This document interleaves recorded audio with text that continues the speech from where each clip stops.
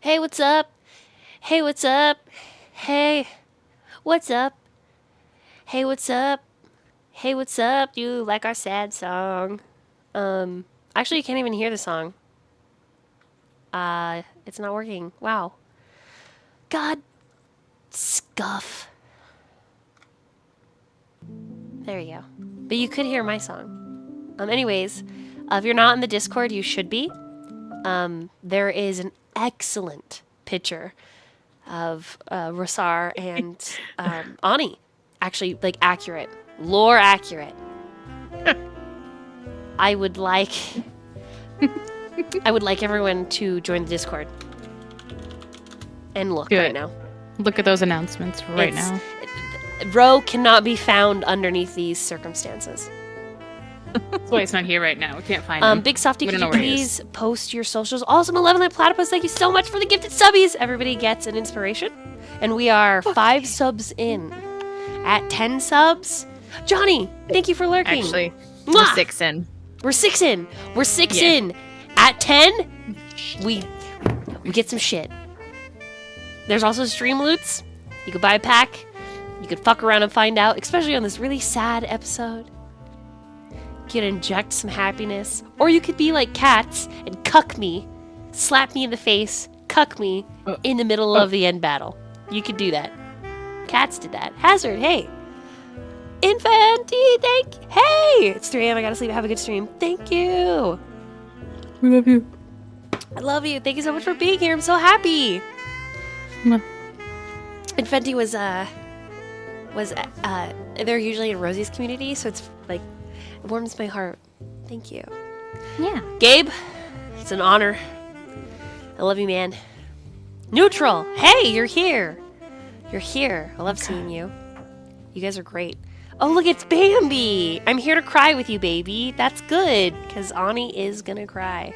I'm not saying I threatened Ani. Please, I did not threaten Ani. Let me get that perfectly clear right now.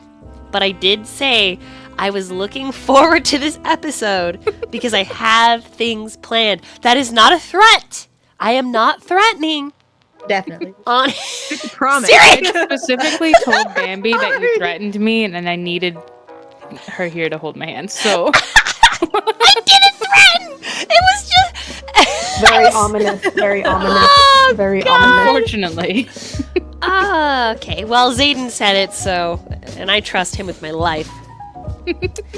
So anyways, yeah, hey, welcome to stream. We're gonna play some Fallen Throne. It's gonna be a blast. Can't wait. Bambi, thank you for being the emotional support, Bambi. Mwah. Griffin, hey, you're typing in the chat. Thank you. I like that. You're great. I like you. You know, it's great. Wait, what? Where are me and my perfect ass going? In my mouth. Just kidding. That's more. Hey, that's my introduction, everybody. Passing it on. Here you go, Cyric. Me? Hi, I'm Cyric. I'm playing Calix the Shatterkai Rogue. He's trying to find his daughter.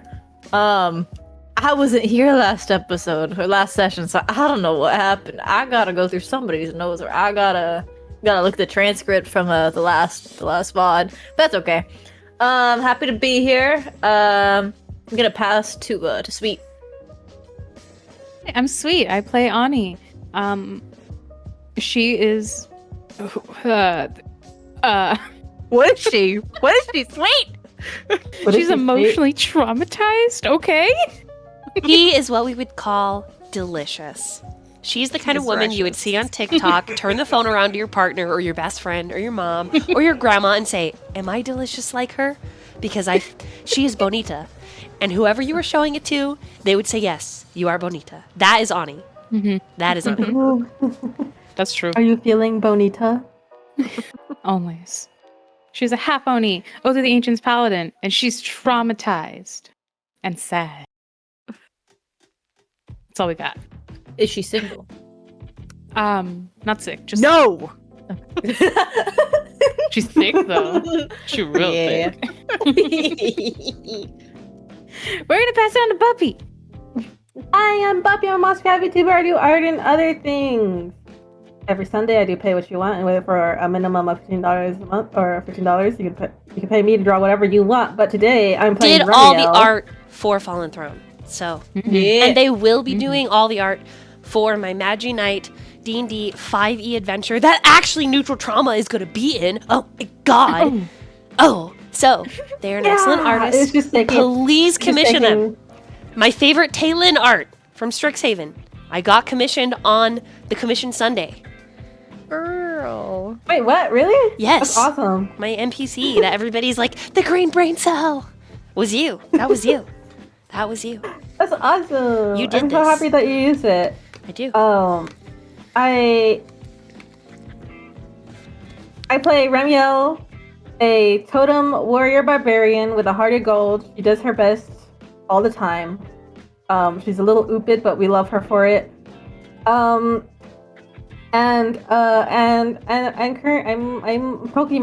Pokemon. Everyone, Pokemon. I'm pointing at the screen like, oh, Pokemon. It's good. I recommend it. If you like Pokemon games. If you don't like Pokemon games, that's understandable, but it makes me very sad. Passing on to... Has Natalie gone? No. Be free, Natalie. Be free. Follow your dreams. Hello. Hi, guys. It's me, Nat. I'm a variety streamer sometimes when I actually get to. I'm a raccoon. I love all things raccoon, including stealing snacks from your kitchen. It's fine. We're sharing. Sharing is caring. I am playing Lynd'ir. He is our delicate-wristed College of Swords bard who is also traumatized.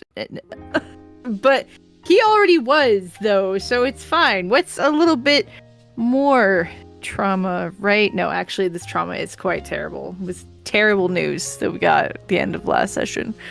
And yeah, I will pass it to whoever is doing the recap. Oh. I'll do it. Oh, thank you.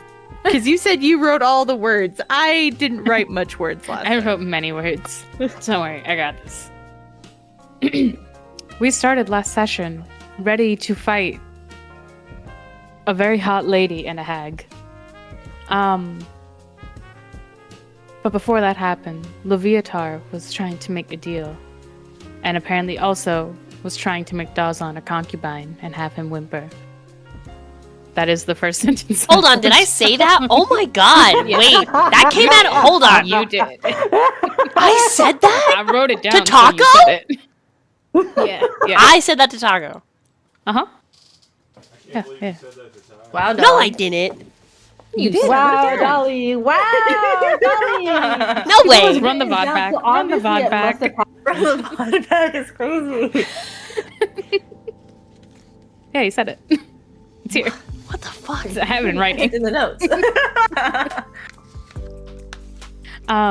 She was the one who made him a ruby of the blood of his first kill that he recreated time after time. Dazon calls himself a god and says that she cannot make him bow to her, and she says he is no god and he is but a boy. I was like, damn, get shit on. Yep. Oh. We learned the Lich's name, the very hot lady. Her name's Nixandra.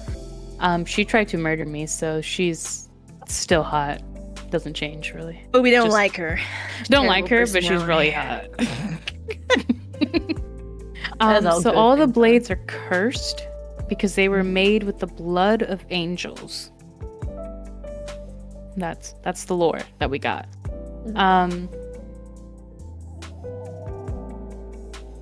We had a fight with the chick. She tried to murder Ani. You did. She did a really good job, honestly. It was quite terrifying, actually. It was not okay with that She moment. power word killed Ani, and that was terrifying. It wasn't an attempt, it was a success that was later rescinded. Yeah. Oh yeah, I remember looking at your character sheet and I was like, okay, I'm gonna do this. And then Natalie messaged me and was like, you did it! All caps. How could you? Yeah, was mad. Yeah. Was pissed, by the way. Out immediately. Yeah, it was good though. Yeah, so that happened. That was terrifying. And there's a whole cute scene with Ani's mom, but it was like garbled because Ani didn't really make it out very well. We murdered the hag. We obviously did not kill the lich because lich. Because she's hot? Or... We sure tried. We sure as hell tried. Roe went I down. didn't try. I said I Ani could went fix down her. again. I Ani said I got could back fix up her. again. I said I could fix her. I remember that. I said I could True. fix her, and I stand by it. And what she really wanted was the dagger. So what Ani did, as any sensible, strong woman would do, is she took the dagger from Sin's hand and yeeted it across the room, and then carried Sin far away, and then ran for the fucking hills. And it almost worked, you know?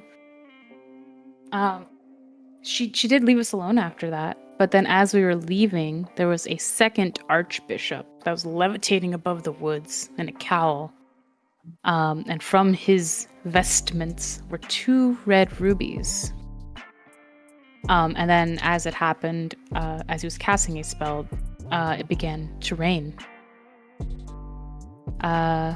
Everything around him was dying and pouring into his rubies. Very terrifying. Many people were dying. So many People that were died. probably captured by the cult. Yep. We think that Seti got caught trying to save these people. I think we eventually did find Seti and caught up with them. Yes. And then amongst these people running for their lives, Lynd'ir saw a flash of silver and singing a blade song, red fiery hair like a dawn. I wrote all of that. Very pretty. I like the way you said it. I also said that? Yeah, you said Lindsay's a You flash say of silver. really great things. Dude, I just Singing associate about- when I You're eating DM popcorn, so dog. hard. Oh, I am eating, I'm sorry. No, it's okay. You sound like you're eating popcorn. Like really entranced in your own I'm story. eating corn. I am listening and I'm like, wow, I said that? Like, I don't remember. I didn't listen to the session. Honestly, Barza. I love but that. I his love hair is that the for us. same as it was 100 years ago when he faced down the greatest foe you've ever known, Finwë, and he's cutting down the people that are escaping. And as Lynd'ir saw the armor, there was a single red ruby with the symbol of the Relentless burned into his father's forehead. The third and final archbishop. Behind, in the vestments of a holy acolyte, stand 2 more men. One that was glowing with celestial radiance that is twisted still, who is holy, angelic possibly. And he looks just like Lynd'ir. And as we look at him, he cuts down a terrified woman, and we're like, oh fuck, that's terrifying.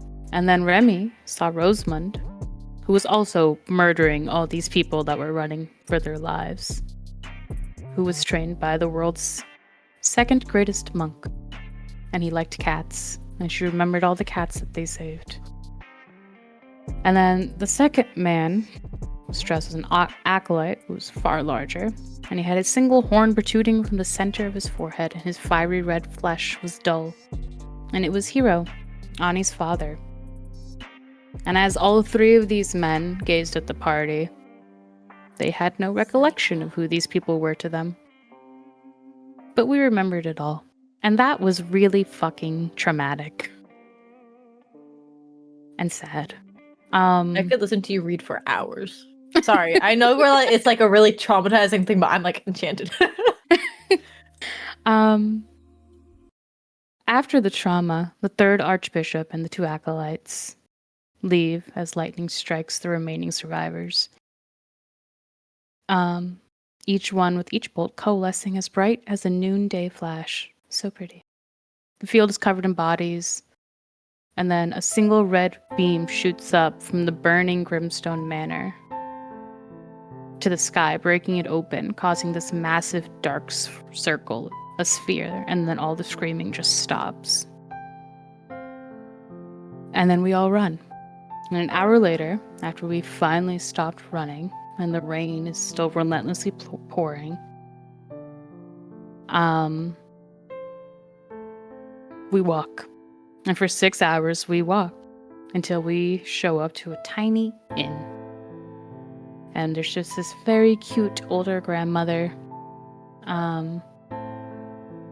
And apparently it's a family-owned inn. Her 4 grandsons carry in little stands for our clothes where we hang up our wet clothes. She has a big tray. She has warmed booze, pipes, weed, mushrooms, tea, everything you could ever want. She even offers you cupcakes and pajamas.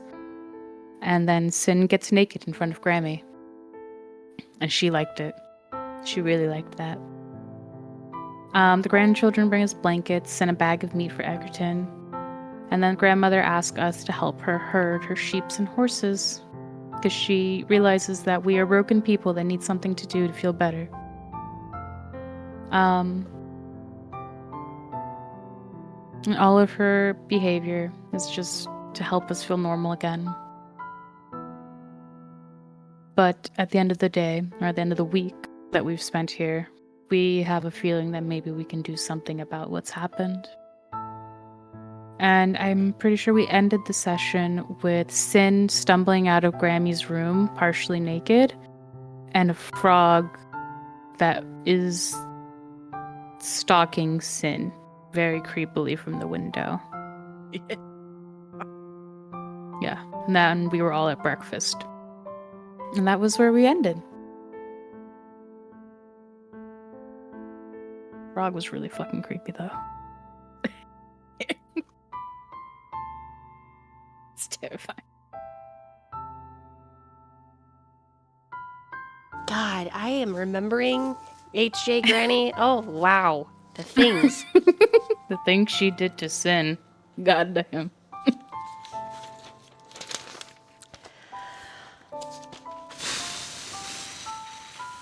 We begin tonight's session.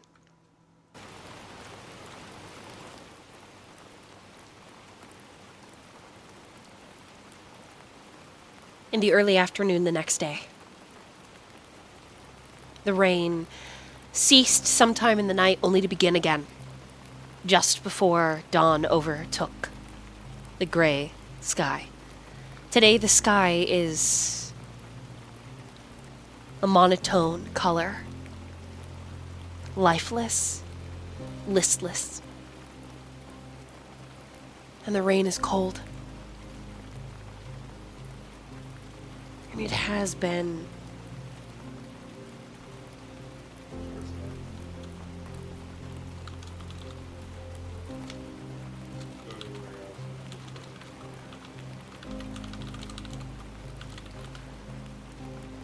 relentless.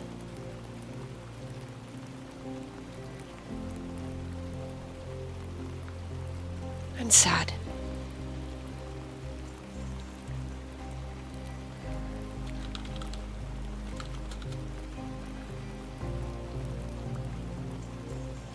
And so it is here, with Granny tending to your party and ignoring the shadow in the room among you, that is loss.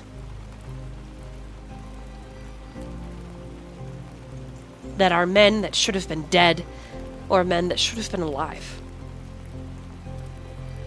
Memories waking and walking between the chairs that you sit in.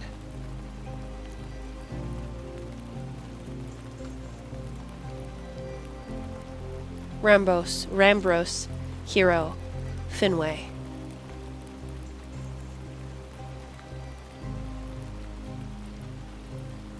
Heroes in their time. Adventurers.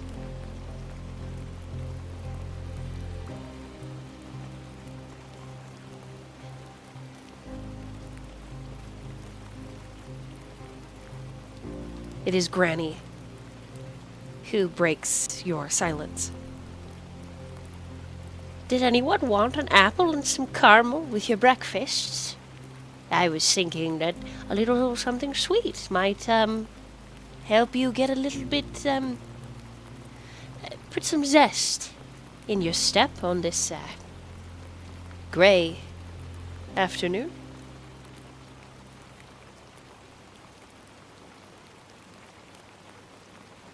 That sounds delightful. Well then, would anyone else like?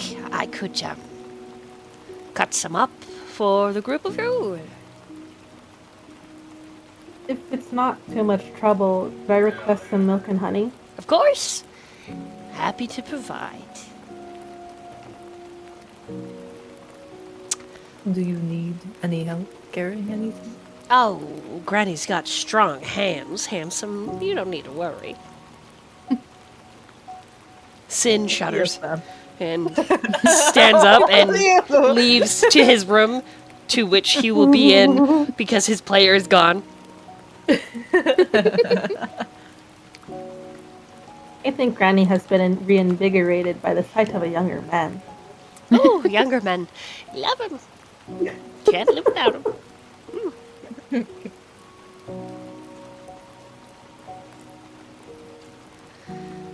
You can assume that she will get milk, honey, apples, and caramel for all of you. Yay.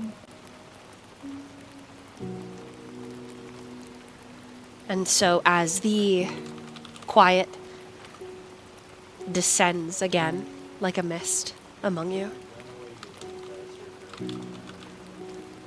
does anybody dare speak?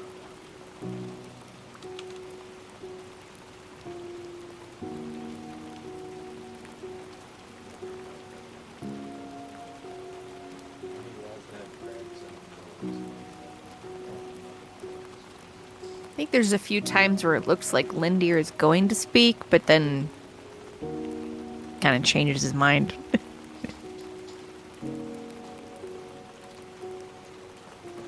For once, Remiel looks relatively subdued and reserved. Her gold-colored skin has a somewhat of a pale look to it. And it seems like she can't exactly smile her way out of this one.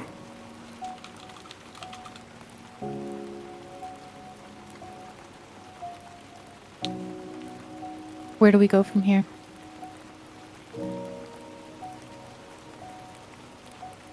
We came here to save the children that should have been in Grimstone.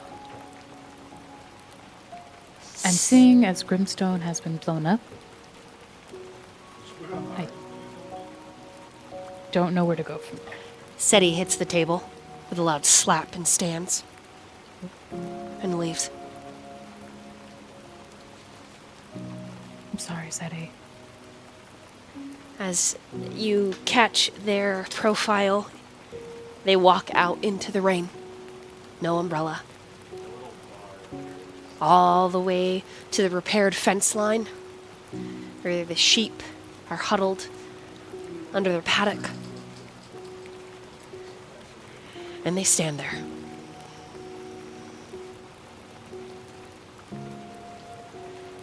Over this last week, you know that Seti tried to save them.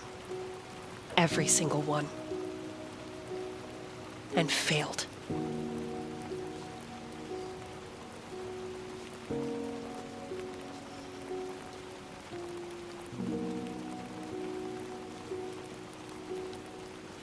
What can we do?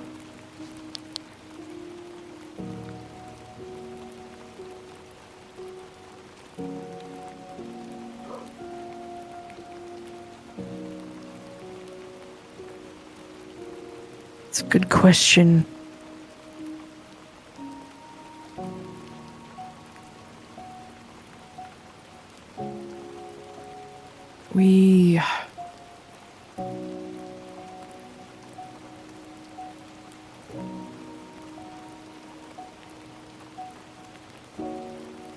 I don't know what the next step is.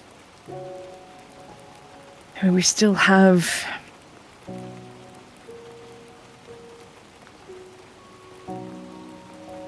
And there's still the question of where did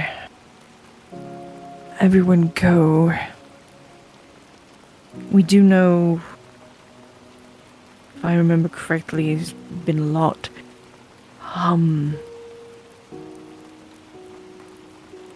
I think the Giants and company are headed to Baldur's Gate, which is not good news for them if they handle it the same way they handled Anim's cradle. So that might be a direction.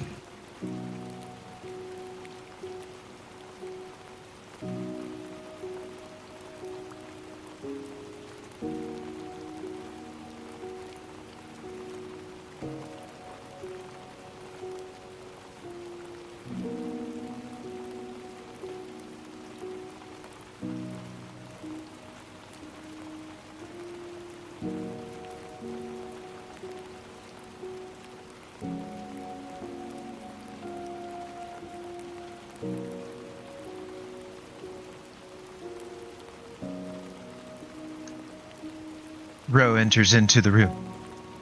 Oh, hi, Ro. He comes in from outside, soaked in rain. Lovely weather.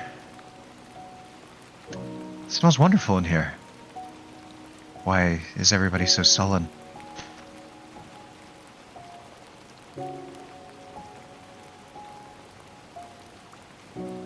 Oh, could be on account of we didn't save anyone when we set out to, and some of us found out that very important peoples in our lives are being used as Undead soldiers.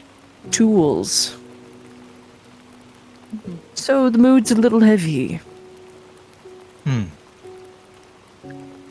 So, you all are taking the guilt for what happened to Greystone. Grimstone. Sorry.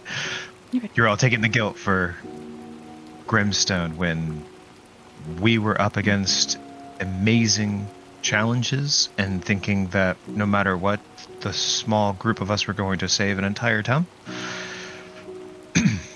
No. That's not what I'm feeling, actually. I'm just feeling grief. Grief's a good feeling. It's really not.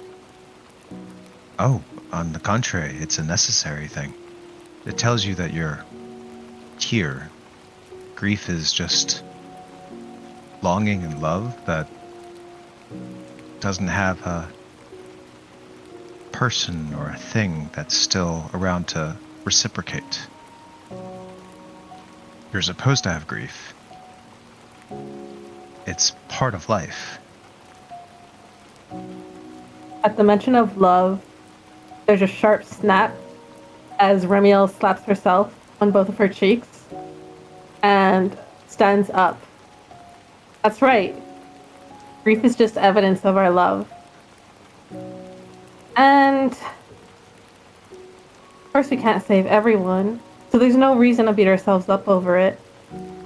We just have to move on and save who we can. Keep trying to save who we can. No matter how many times we fail, we have to get back up. We have to keep moving forward. That's all we can do. Sorry if my steps are a little slow. I don't seem Then to I'll have carry been able you. to save anyone for quite some time, so forgive me if my usual positivity is being dragged in the mud. At this moment, okay. you hear from the background Granny shout and say, "Then let him march. I'm not leaving my homestead." And her son-in-law, "They will move through this valley." "Is it you want us to be destroyed? Like Grimstone? Like Baldur's Gate will ultimately be? We should flee." And she tells them to pipe down. We've got guests. And when she opens the door to the kitchen, there's the apples, the honey, the milk on a tray that her grandson and her are carrying to your table.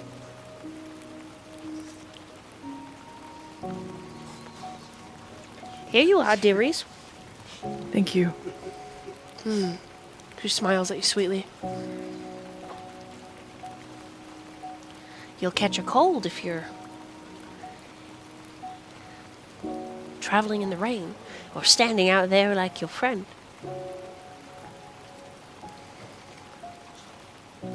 Roe, Seti has seemed to take a mild liking to you. Could you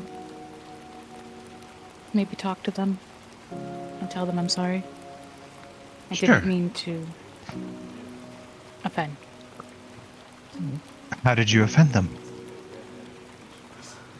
I may have mentioned the fact that we could not save the children because Grimstone was blown up.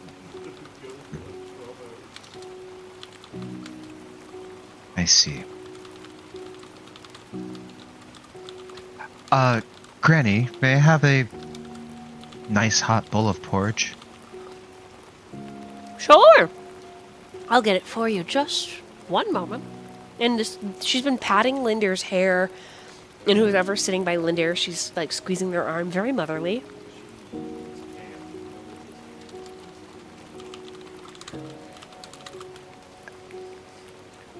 And Roe looks to Lynd'ir really quick.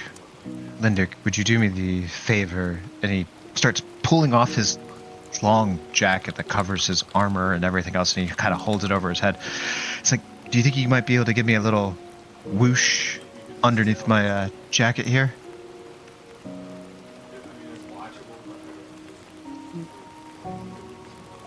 Yes. Oh, yeah. A whoosh. little drying effect, if you will.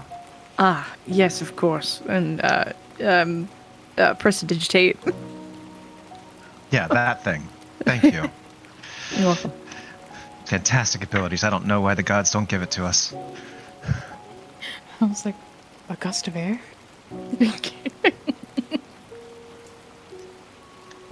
Yeah, Roe will wait for the porridge, and then he'll venture off to Seti, but he'll stay for until that time.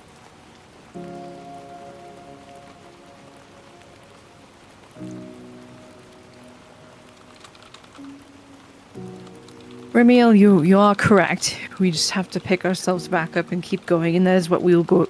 That is what we'll do. It's just a little bit of a stagger in our step for a moment. To be expected. But to at least get a head start on that. Granny, what was that about people marching into the homestead?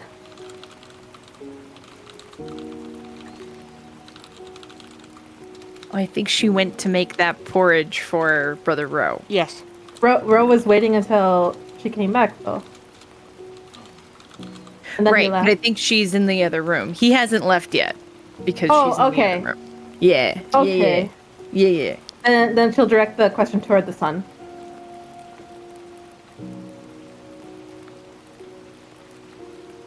He's standing, pinched face, kind of off to the bar, which is a bit away from your party. And he says, "This valley, the road is almost a straight shot to Baldur's Gate.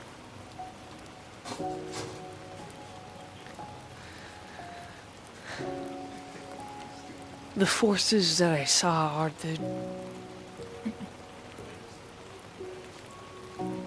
It was impossible to number them.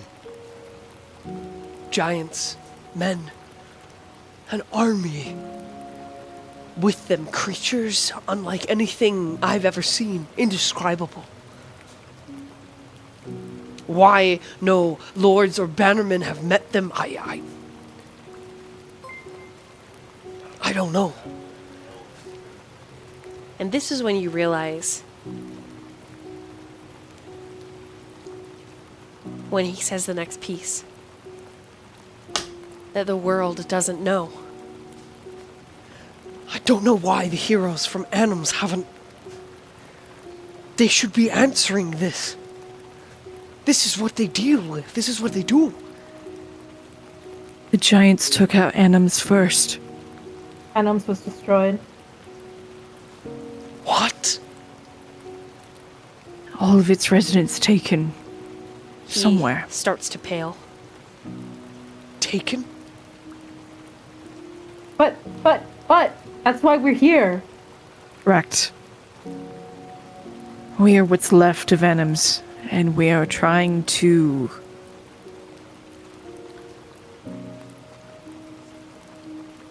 make can right help. wrongs. We can help. That's what we're here for.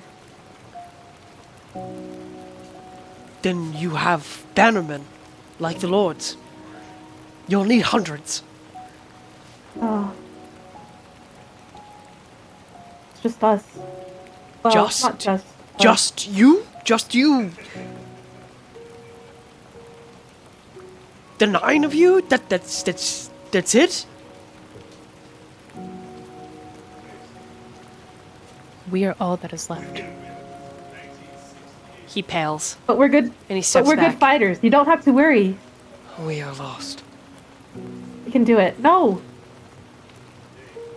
We're going to figure out how to dismantle them from the inside so that they fall apart. That kind of army doesn't normally work together. I'm sure there is something that we can do. Do we know how far away they are by the current route that they're taking?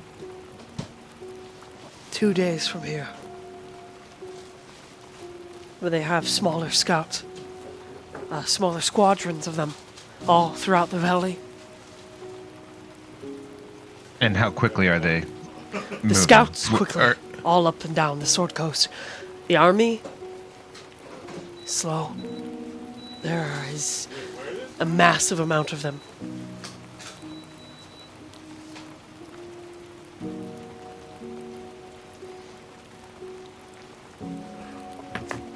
We could And fight or evacuate the city. But there's nowhere for them to go. Baldur's Gate has amazing walls. Might be able to hold back for a while. Well, if we can, yes, that's what I'm saying. Is if we can get there before this army, then they at least have a warning. Anims didn't have a warning.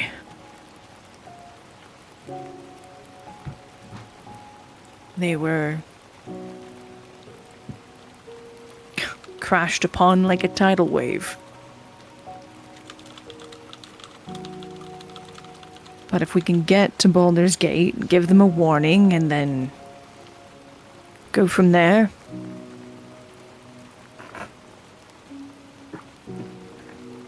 It's better than no plan at all. We at least know where they're going. The innkeeper's son-in-law leaves the room in haste. You hear him move upstairs. You hear his voice, though you cannot make out his words. And then there are the sounds of trunks being pulled from somewhere high, very likely packed and filled. His decision made to flee with his family. Understandably, his faith in all of you is potentially fragile. Well, I mean, we're just a small band of people that he just met. He doesn't know. I mean, we don't even. So reasonable. we Also, we don't. did We get don't a even raid know. by Stardust Bunny. So thank you, Stardust Bunny, for the raid. Welcome in to a very serious episode of D&D Fallen Throne.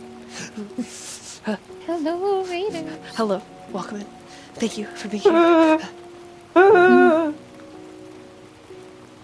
Good Here's evening, the everybody. long shot. Since Calix works with the one specific organization, would they be able to assist or like know, like, has this happened before? Is there any plan that we can go about to help? Like, is there Who are anything you? realistic? Who are you asking, or are you I'm asking you to do me? because I'm trying to like see if I can do any roles for Calix. I mean, Hang on, play up his lore. what the information that you have. That's it. As far as any roles, there's no wildly striking information. It's just a matter of choose a direction and do it. And I think Calix would know that. Do you go to Baldur's Gate? Do you try to give them warning? Do you risk them casting you out or accepting you? There are thousands of people in Baldur's Gate. Some good, some bad. You could try to evacuate, but that doesn't mean that they will, A bit of warning is better than nothing at all. right? Yeah. You could stealth into the army, plant traps, try to gather information as they move. Something that big, there's gotta be lines of information between the upper crust and the peons. If you could find a messenger that sends orders from the top to the rest of the army, you could disrupt it. You could change them. But you don't even know where to start there.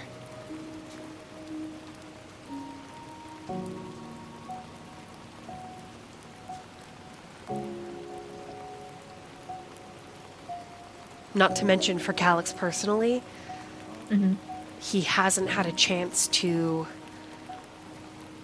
grill Seti on there potentially being a particular little girl at Grimstone.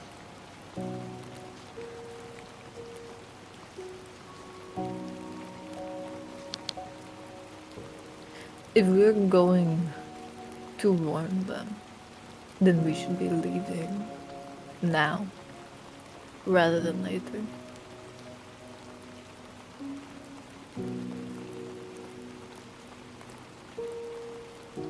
Do we all want to check Grimstone before we go? We walked 6 hours to get here. It's already pretty far It'd behind take us. too long. Ideally,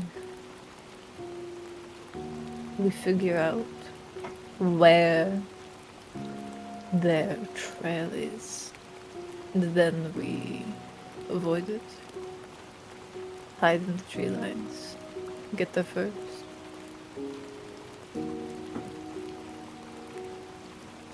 There's too many of them for them to be able to move with such haste. They're giants.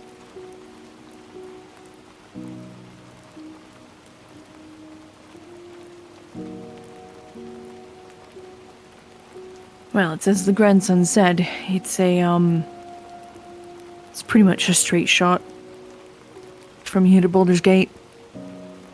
Has to be a way to deter them, no?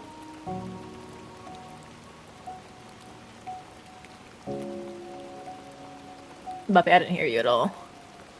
God damn it, Bunny. There has to be a way to deter them. Like, make them go a different direction. Maybe make them think it's dangerous to come this way? I don't know if infiltration will I be don't. the best idea. I don't know if there's. It would be hard to. I think if we're going It's not a to terrible continue with idea, but I don't think it would work. I think if we're going to continue with plans, we should commit to our best backup and continue moving with that while we think of different ideas. No, I agree. Moving is better than not. We could evacuate the town. We could. Well, I mean, we're not. I mean, luckily, this is just player. Try to. Luckily, we're not in a town. This inn is kind of just its own little lonely stop off. But yeah, The Lonely Inn. Farm. yeah, it's mostly a farm with Self-sufficient. kind of inn stuff.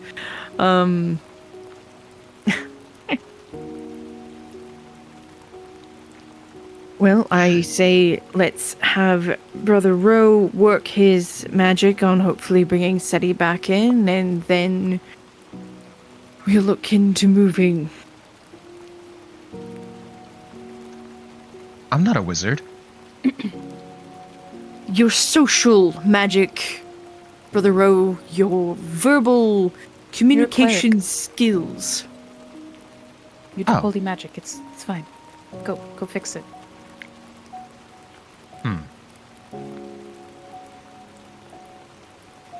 Okay.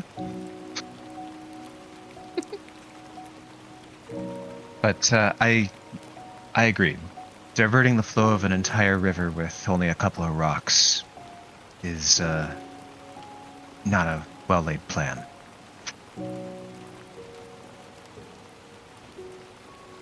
But But going to a place with much bigger rocks might be the better opportunity. Especially if When we did can we warn start them. talking about rivers? You're right, Remy. I apologize.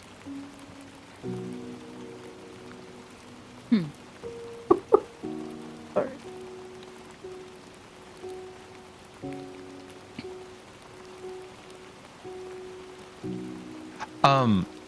Roe does go over to Calix, in light of everything that's going on, and just tries to do a little insight check, see how Calix is handling everything.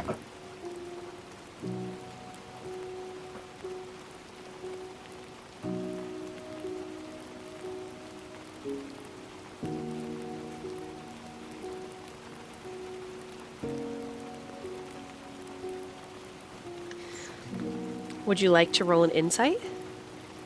I would, if I can. Yeah. If I'm allowed. Go ahead. I think Calix is still BRB for a second, so when they get back, we can circle back around to this. Oh, I'm back. Oh, you're back. Okay, go ahead and roll. am.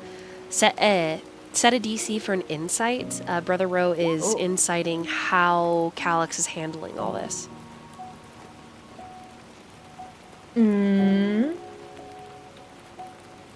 I won't make it obvious and say guidance on myself while doing that. I'm trying to think if Calix would really be hiding anything. Because he got,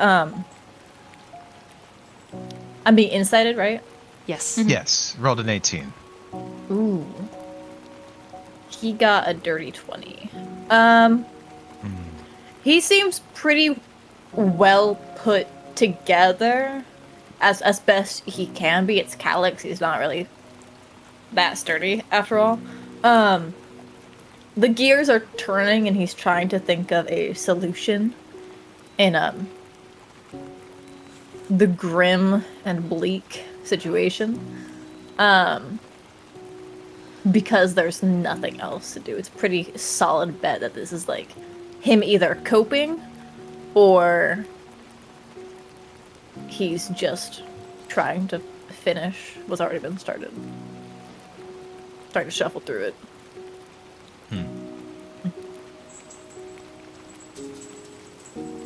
Because you already know, Calix has spoken to you about how he's looking for his daughter. His daughter was taken. Roe's not alluding to knowing things. He's just, you know, he's just concerned about his roommate. Sure. Roommate, quote unquote. And they were roommates. I'm saying. We had to camp for so long. I mean, Yeah. yeah. Share bedroll one time. It was cold. Calix said so. Anyway,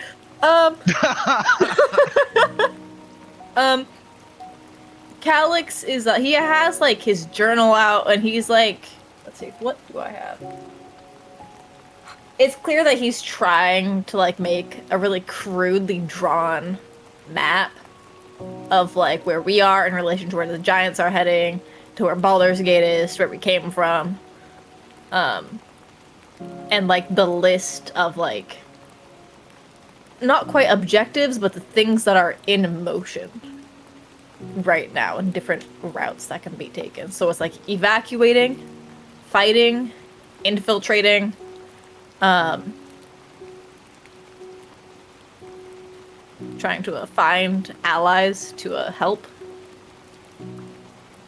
But he Rose has over- the evacuating one underlined. Rose looking over Calix's shoulder and points down on the page. Is like, you forgot praying. Praying's a good one. Roll. Mm-hmm. Stop talking.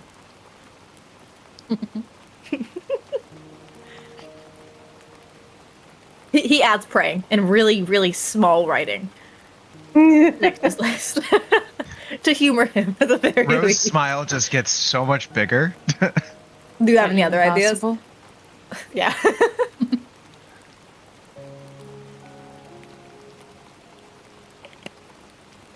I think We also... Oh, go ahead. I was gonna say, I think as this is happening, Ani will probably turn to Lynd'ir, and just say, "Can I talk to you in private for a minute?" Of course.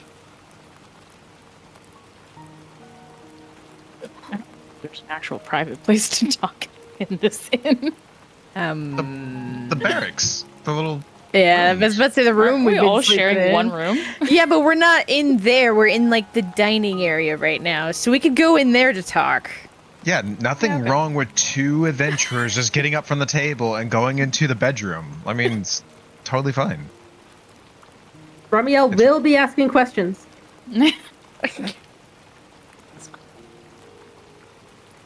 Okay. So for but a moment, we'll meanwhile and follow Lynd'ir and Ani? Or would you like to continue at the table? Group Whichever's question. fine. Yeah, whatever works. Okay. Don't want to break up the table if it's easier to continue with the table and then you can move to us. Either way.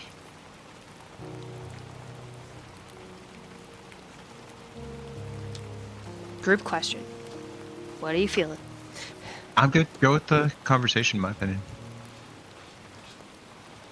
Remy? Calix? Is that okay? I'm fine. Yeah. Chai, please, no. I crave violence! Ah! Okay, just kidding. Please. My pizza. Could you hear me? I'm sorry. I don't know if my cat is like. I could hear you, yes. No. Okay. Just making sure. Okay, no worries. Then we will meanwhile over to Lynd'ir and Ani.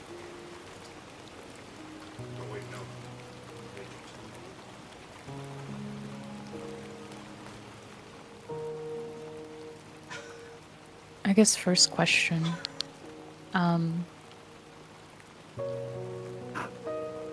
How are you feeling?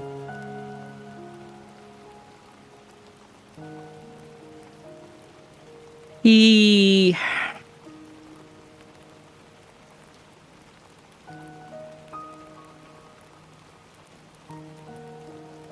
like, opens his mouth to speak, and then he closes it, and then he thinks, he says, I'm not actually 100% sure what the best description is, other than the fact that I am both saddened and infuriated by recent developments.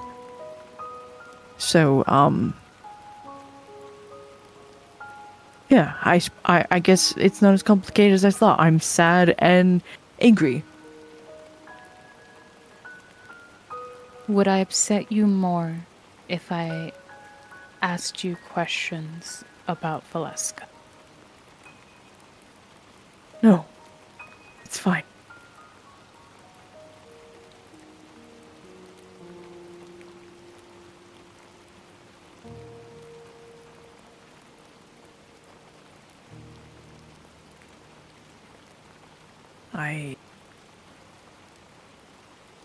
I would hide nothing from you, so please ask.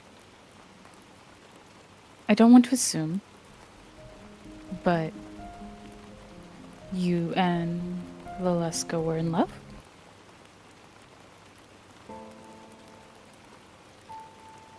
I mean, it seems so. I mean, I definitely love him, and, you know,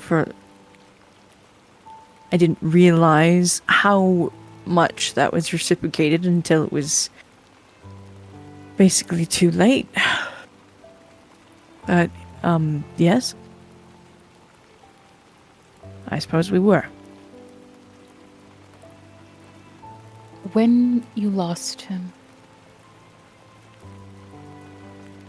did it hurt this much? Like losing your father again?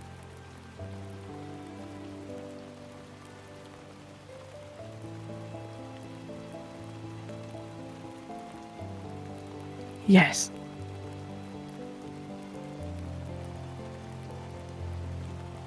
It did. It does.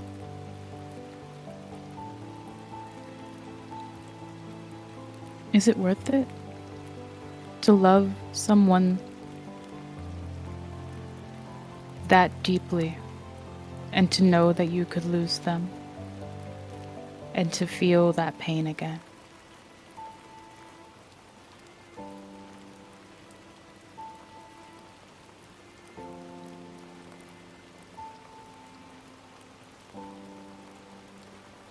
My love and adoration for people, whether I lose them or not, is what keeps me going, actually. So, it is not a pain that I will ever grow accustomed to, but it is a pain that I would be willing to accept time and again as to not be lonely. Because I tried that. When I initially lost everything, I tried not getting close to people because I didn't want to feel that again. But I found over time that I couldn't. And so I accepted that pain was worth risking, because love and true friendship among people is greater than the pain. So I am willing to risk the pain to have that.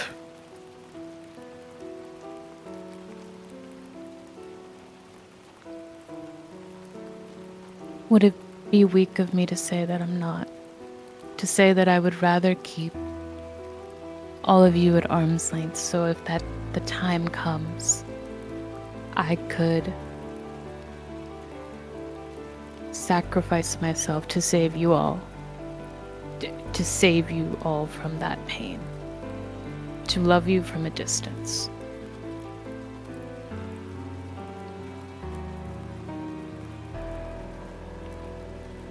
His brow furrows a little bit.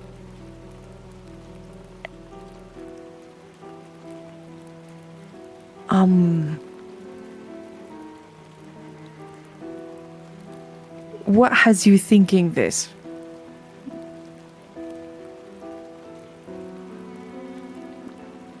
I've just lost everything. I mean, I lost my mother over 100 years ago, but I've lost my home, my only connection to her, her burial place, and now my father. And I've never known a real love. I haven't fallen in love the way my parents fell in love. I haven't created those memories that I watched them make. And I don't know if I could feel okay knowing that I leave someone in this world feeling the way that I feel after losing them, feeling the way my father felt when he lost her.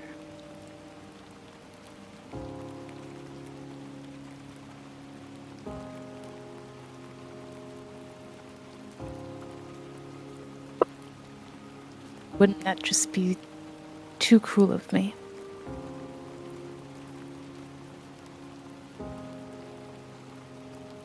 Lynd'ir's actually gonna take a step closer to her. And if she'll let him, he's gonna take one of her hands. She lets him. And he looks up at her. And he says, well, and your plan already has failed, because I have not had the bravery to say it, but I already, even though I would I was hoping that we could maybe find some happiness together, and I would already... It's already too late for arm's length for me. I would miss you greatly were I to lose you. But I would also respect whatever you want to do.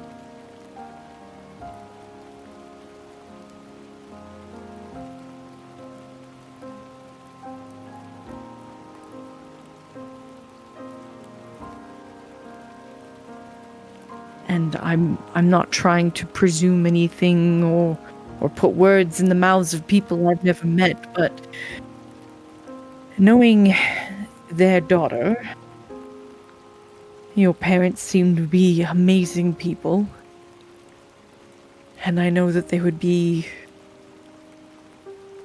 very sad if you did not someday find happiness despite them being gone. Whether that's with me, or Sar, or someone else.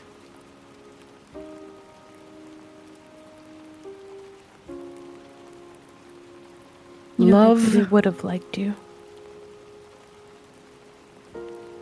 He smiles at that. Mine would have liked you. We kind of remind me of them. Of my parents. My mom used to sing a lot of songs. Mine too.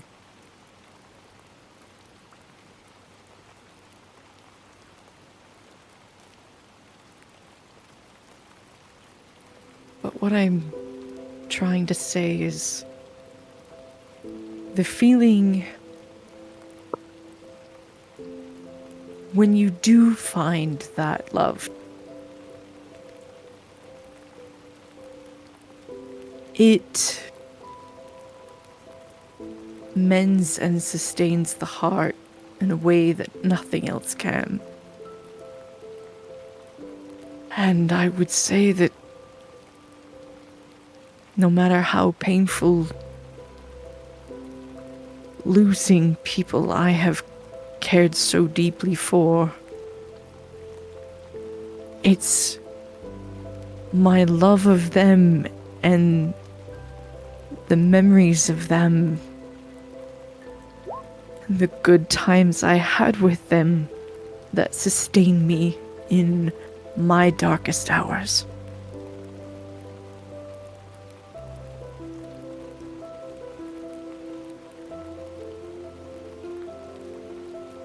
It's true that we never know what's going to happen. We could walk out that door and one of us die tonight. Who knows? But if we live our entire life in fear of losing, and we're not really living.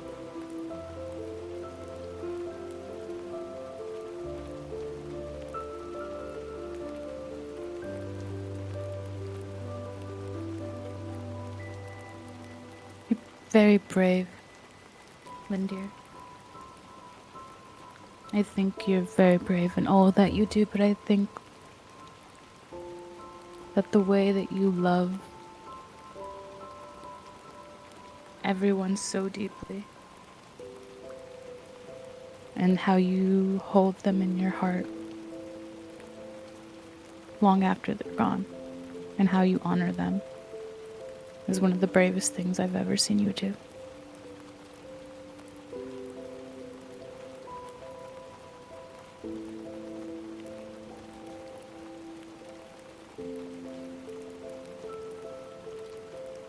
And she'll hug him and give him a kiss on the cheek. And as she does, she'll just whisper, "I also really like you too." that's good.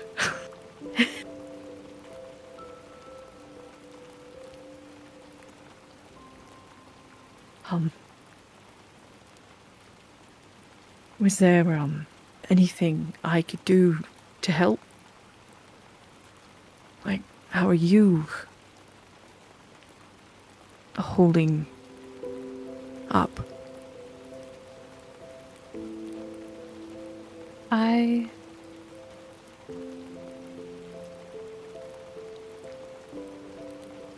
I am hurt. I am so sad, but I just want to put him to rest the way that she would have.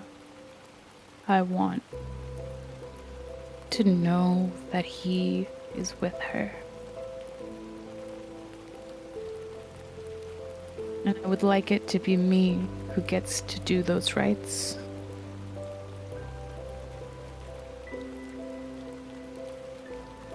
And I think that is the only thing that will keep me going, is knowing that I can hopefully send his soul back to her.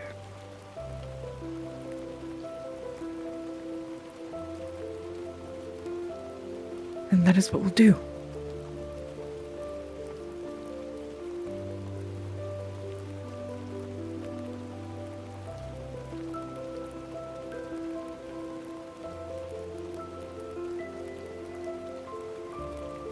It's going to be difficult because of who they are, but I know with you, and he like gestures with his head, a bunch of hooligans outside.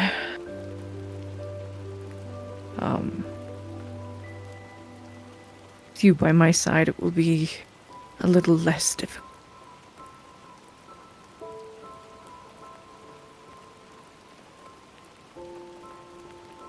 We should get back before the party thinks that we're doing sin activities.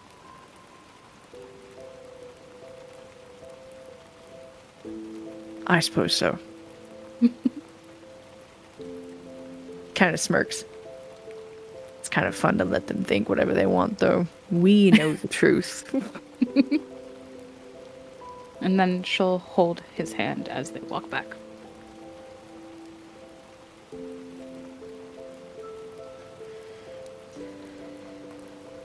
As you step out of the barracks,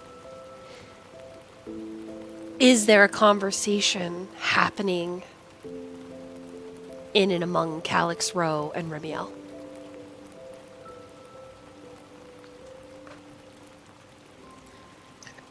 Calix.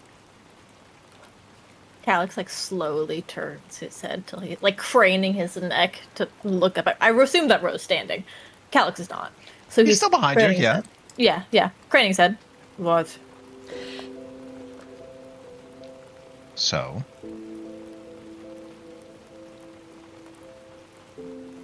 You know? Actually, I have something for you to do. oh, He's like pointing through his notes. He doesn't have the best handwriting.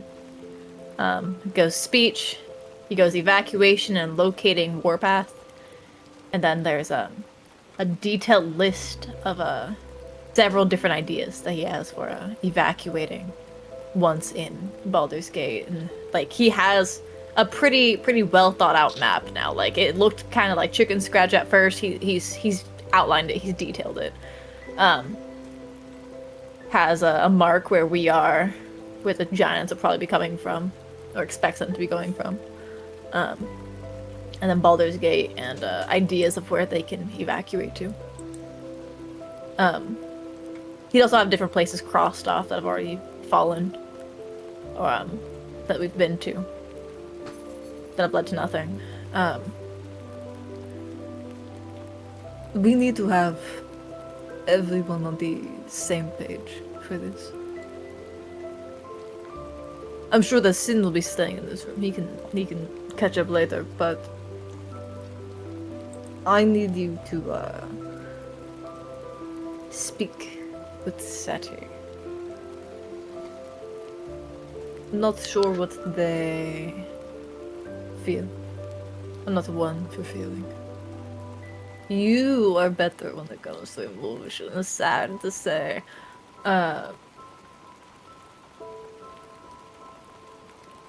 I can handle this part if you handle that. Understood. Then Roe points at another part of his paper and says, and he's pointing right at your description of people going to different groups. Yeah. He goes, I was messaging Knighthood in the background while the rope was going on. What? What? We're talking- Whoa. What? Hi. No. Sorry. No. Whoa. Our delegates. Sorry, continue. Yeah. He points down at the paper and he goes, Yeah. Fighters Guild for Buppy. Or Remy. Right. Same difference. He'll write that down because he did have he has a few different question marks on the paper just so that he knows that he didn't stop taking notes. He just needs to fill it in. I can figure out. Lynd'ir will be our best bet with evacuating the most people.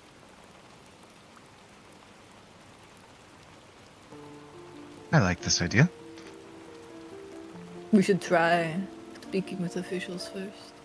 I've never been one to go with the law, but it'll probably be most beneficial long term. Because if we don't do that, then we'll have a lot of people out on foot Remy, and or stealing boats.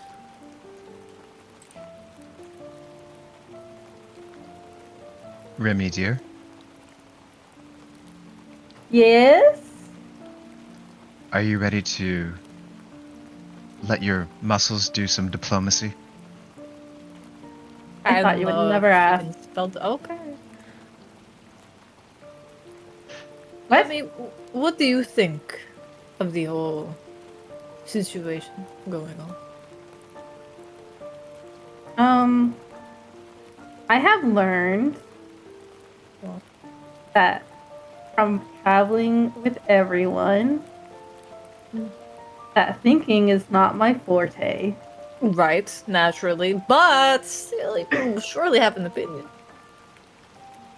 I want to do whatever it takes to help as many people as I can. And if this is the way to do it, then I'll do it. Calix will kind of glance at her, glance at Roe, just kind of nods, and he'll put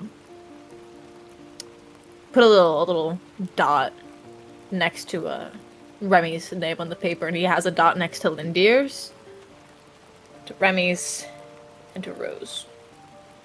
Most likely, the most influence in terms of swaying people to evacuate if it comes down to it.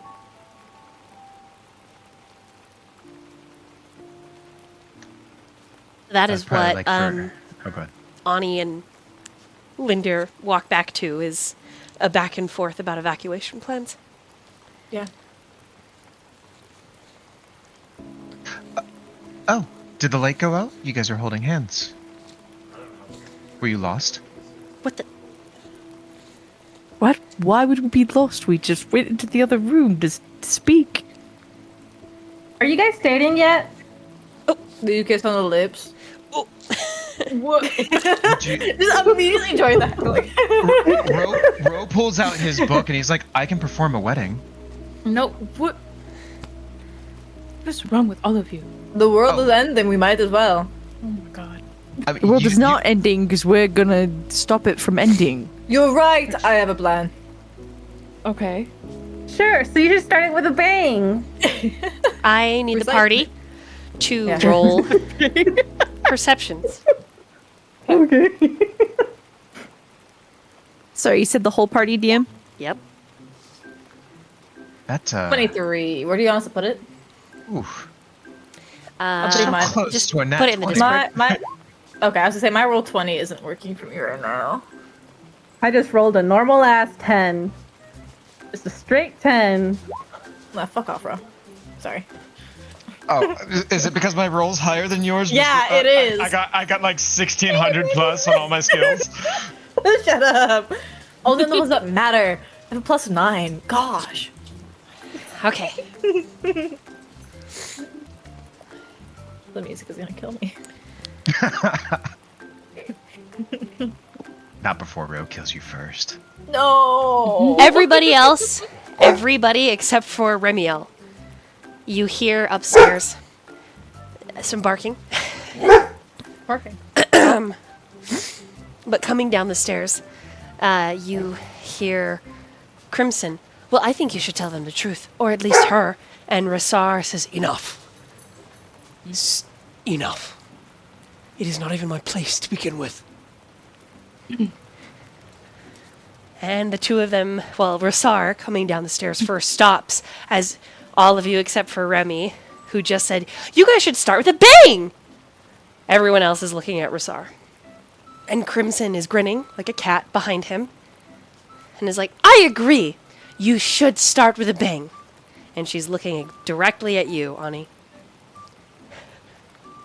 Oh, Roe immediately goes, oh, I haven't performed the marriage rites yet. You don't have to object right yet. You can, you're good. We could make this much more dramatic. Oh. Well, I mean, as they say, the more the merrier, right? I am objecting nothing. And he turns to look at Crimson. Did you say anything? But he says it in Infernal. Do any of you, other than Remiel, speak Infernal? Hold on. Hold on. No, I don't. Hold on. Hold on. I do. All right, Lynd'ir. You hear him say in Infernal, Who did you tell? Did you tell them? You spoke of this, didn't you? and she's like, I didn't speak of anything. I think you are easy enough to read as it is. And that's where we're going to take a bathroom break. Yay! yeah. Piss break, piss Yay! Hopefully went that to the bathroom. porridge shows up. Jeez. Remiel Making concurs you with Crimson, the however. best porridge. Oh, it would have showed up while Lynd'ir and Ani were talking. Oh. Yeah. I just figured Granny hand making those oats. Man, you know. I like how Gabe has been to so many games and pays so close attention. Even Gabe knows that Lynd'ir speaks Infernal. Yeah. What is with the numbers? What's happening? It's a memory game. Matching game. Oh, okay. Oh. Okay, I gotta pee. I can't play it, but I'm winning. Go to the bathroom. Okay, I'll be right back.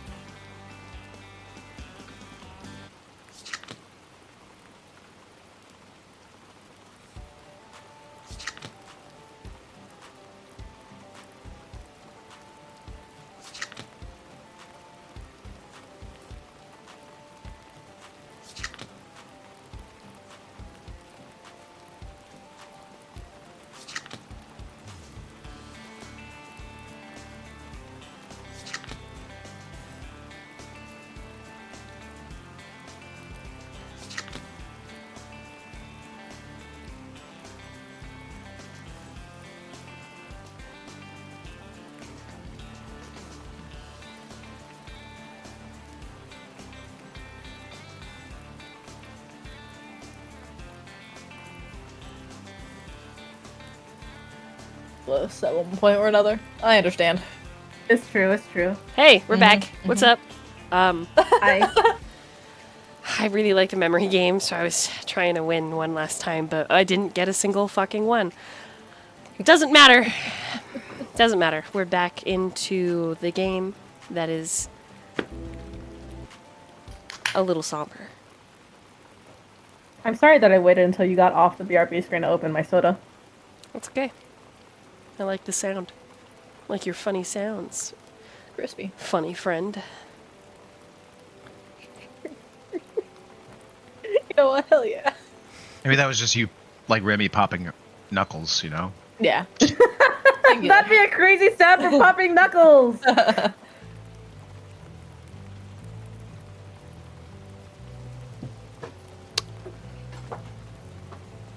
What do you do, Lynd'ir? If anything.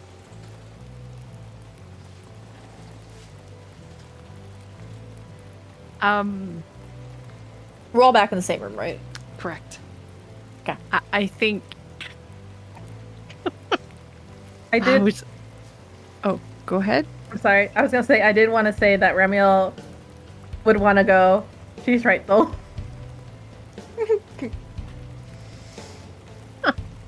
Also an infernal. That's crazy. Heh. But yeah, I also in Infernal, Lynd'ir was just gonna kind of pipe in slightly. Is there anything I could perhaps assist with?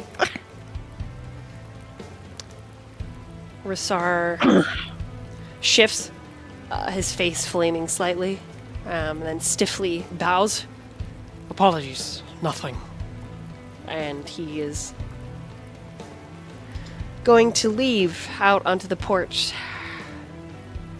And Crimson watches him go, and then, like a cat, slowly turns to look at the party, her head tilted to the side with a Cheshire grin.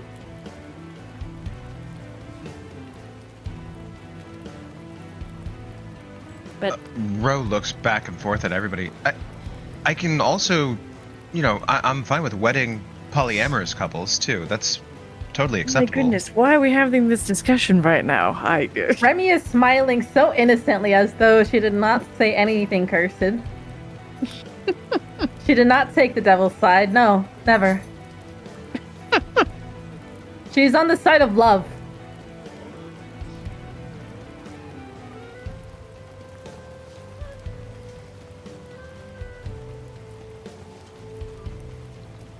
Crimson will cut through the planning and say, so. And even though she's smiling Cheshire-like, around her eyes, you can see that she's tired and strained. So real. Oh, me too, bitch. Snaps. Do we have a plan or a direction? Remiel points at Calix. Calix points Road. at Calix. Roe taps Calix's head as he's standing above him. Yep.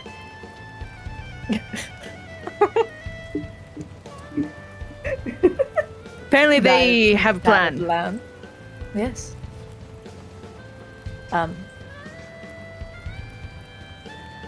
Calix is like having to really think this through. Roe, you can see him tapping on the speech part. He's like, fuck, I don't want to do this part. Roe gives him a little squeeze on the shoulder. Okay. You'll like a be supportive great. parent. Shut up. Good dad. We have suffered in immeasurable amount. We have lost time and time again, and still the future promises to take from us. We are bound to lose everything now if we sit still.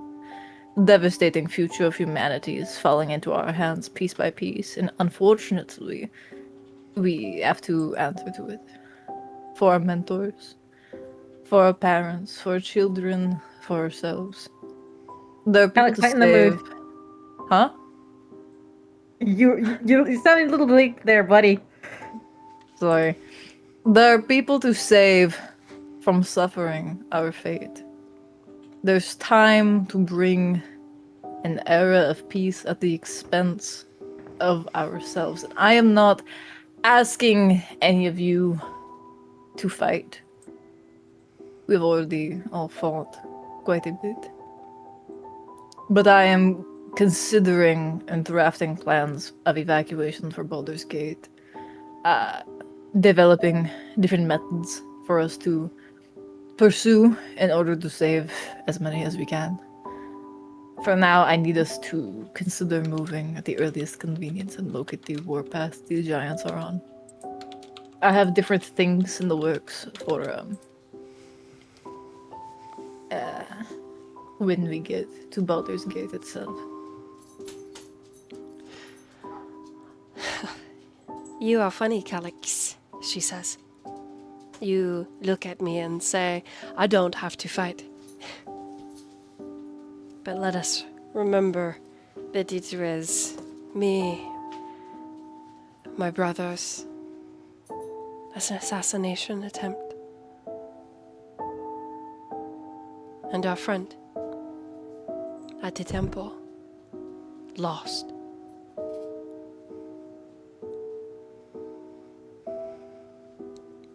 As a fallen, it is a birthright to fight.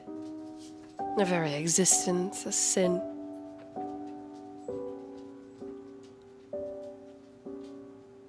I could continue hiding, I suppose. But a family reunion sounds kind of nice.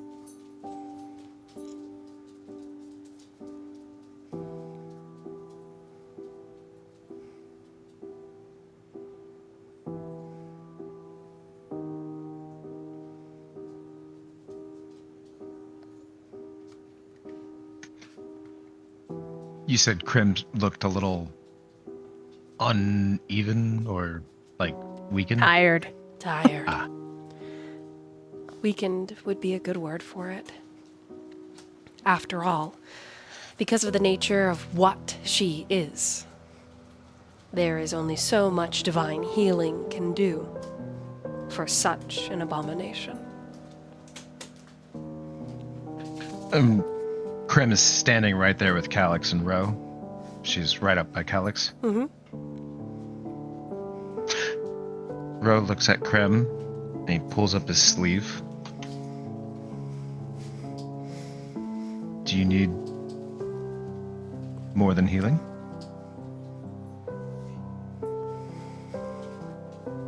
I can help. I'm sure that you can, You need that- Remiel. Yeah. It was fun last time. Let's do it again. Her eyes lift and she looks at Roe. I won't be needing your blood, cleric. I think I am going to chew on a sweeter fruit. And she grins at Remy. Remiel gives her a big grin back. Well, come along then, my sweet peach. Hops up to her feet. Follow Crimson to a room. Yeah, Tap, the tap, all tap, all tap, there tap. is the barracks room. The room. The room. Yeah. The room. You'll just know that the room is occupied currently. Shit, I left my Oh, you stuff in came there. out. The walls are thin. Oh.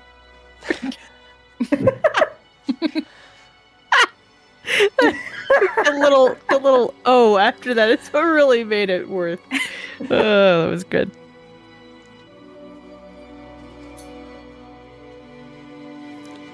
What does the rest of the party do? That was Ani in character, by the way. Perfect. Yeah, 100%. Oh. I could tell. Calix is packing up. He's about to. The best part Wait, of wait. this is there in your raining public outside. barracks room at this inn. All of your stuff is in there. Yep. Two things. I know that we said that the porridge was brought like right before the pee break. I would like to imagine like it just showed up now, and then as Calix is trying to like pack up and like get up, Roe immediately forces him back down in his chair and pushes the porridge in front of him, and he's like, "Eat," and then he exits out to go into the field. Yeah. As Roe says that, Calix, you hear just a wanton feminine moan. I don't want to be here. Oh, the dog's bark. Oh my god, Lynd'ir, the horses. We should check on the sheep and the horses. I was gonna say, I was gonna say we should stand out on the porch, and watch the rain. Come, Cyric. You didn't get to see the sheep roaming beautifully in the Alex rain. did not get to see the sheep in the rain. But He didn't bring his oatmeal. Alex, come. He didn't bring his oatmeal. Quickly. He exits with them. It is raining Swiftly. and Perfect. thundering. That's okay. That's great. Even better. Seti has moved into the pasture, into the paddock with the sheep, and there is a baby that Seti is holding, snuggling before setting this down. Versar is also in the rain, but under a tree, pacing, walking around the wide trunk, his horns hitting the lower leaves because he is massive. Occasionally he stops and he taps one palm with the other pointer finger, tail lashing out behind him, and then he spins and walks the other way, pausing on the other side of the tree, unseen, but you know that he is tapping the inside of his palm. He does this several times. I'm gonna go round robin with people that are outside, because we know what Remiel is doing. Remiel, please roll a Constitution saving throw.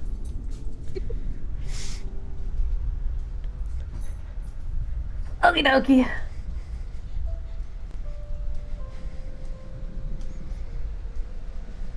As I find my mouse. Okay, there we go.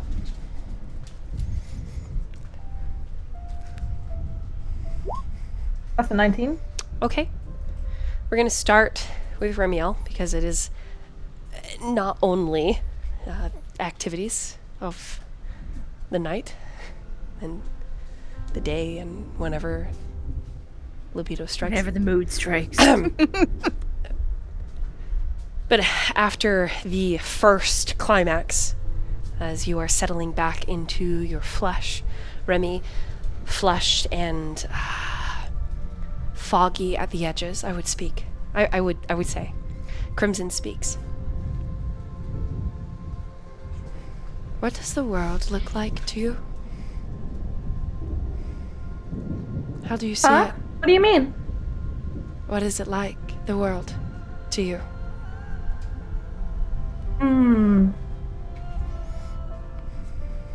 There's a lot of different things. Some are good and some are bad, but everything is worth being appreciated. Is that what you meant? Do you think the world is pretty? I think the world is beautiful.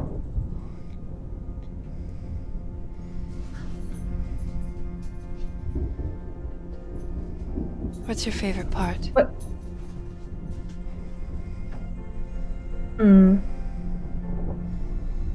The people I meet, The people. good or bad, whether it's with a fight or with a kiss.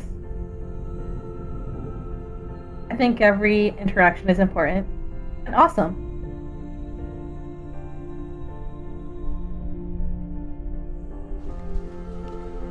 When do you know if someone is no longer worth saving?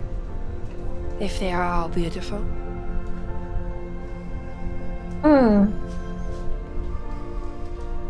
I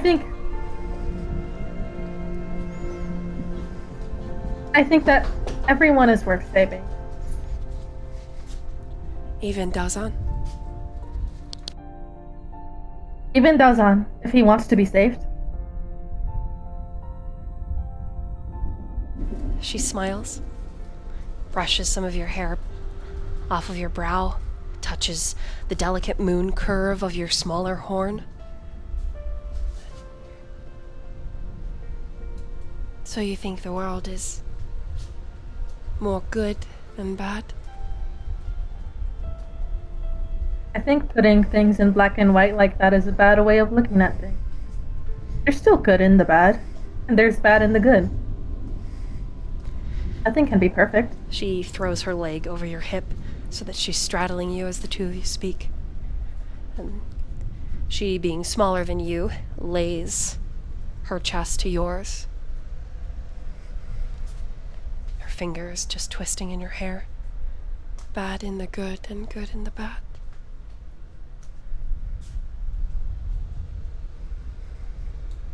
Remiel's hands rest on Crimson's hips, kind of casually, rubbing circles on the skin. Why do you ask? Is something bothering you? You could say that. Is there something I can help with?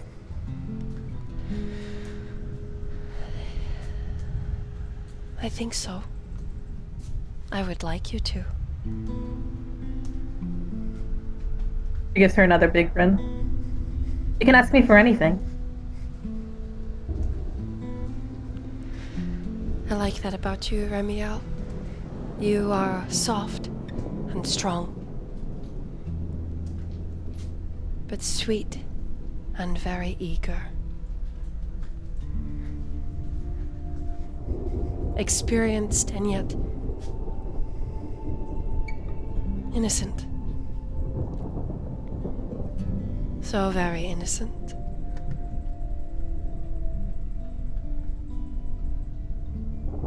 Tilts her head.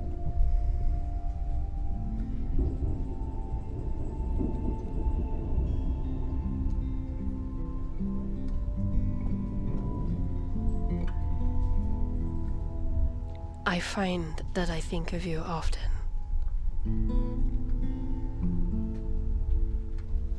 Perhaps more than I should.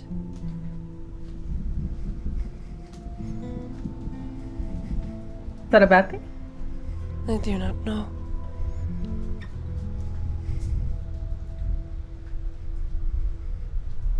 Well, do you like it? I certainly like the way you taste. She kisses you.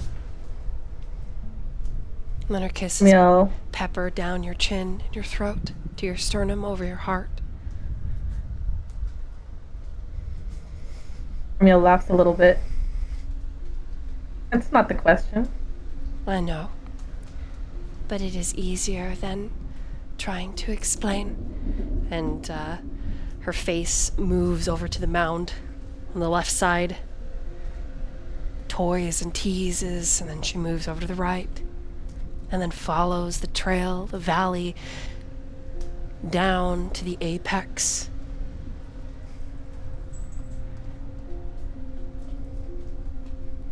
And another vigorous round ensues, unless you stop her to continue this conversation. She wouldn't stop her, but she would keep it in the back of her mind for later. Okay. Crimson is incredibly talented at what she does. And as she brings you to the edge and holds you there again and again and again, you are a quivering mess when finally she lets the floodgates go. And she kisses you sweetly and thanks you. But there's a distance where her words had occurred previously. There was a light shining from her, drawing you in, and now there is only a shadow cast over her expression, even though the two of you had just experienced something so intimate, so personal, so special. The agitation can be seen in her tail.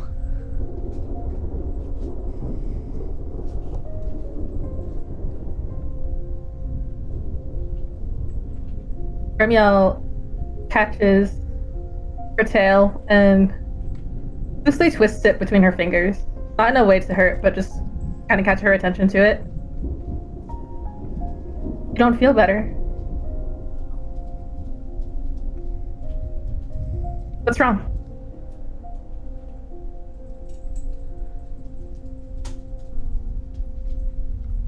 The truth can be very heavy, Remiel.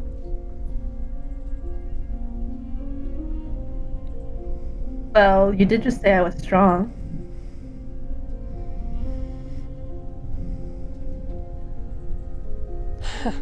She smiles. I did. If it's not a weight you can carry alone, I don't mind sharing the burden.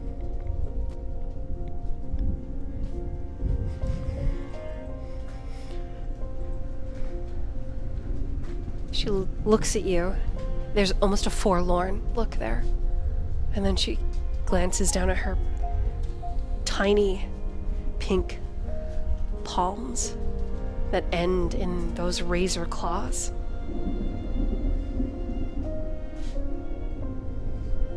You remind me of someone I once cared for so deeply. I could not assume to live another sunrise without them.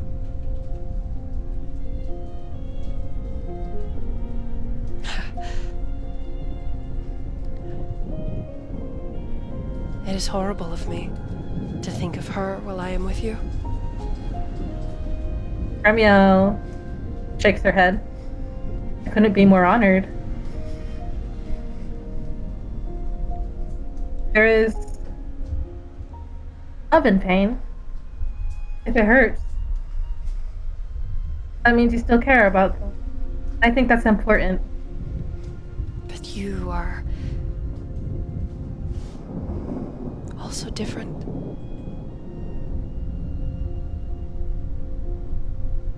Different enough you are Remiel to me. But still,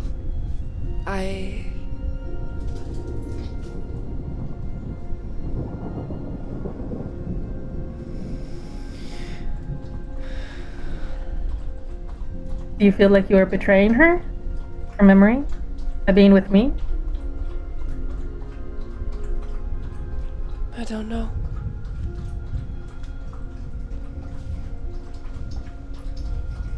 Well, until you find out, I'm not going anywhere. I'll be wherever you need me, whatever you need me.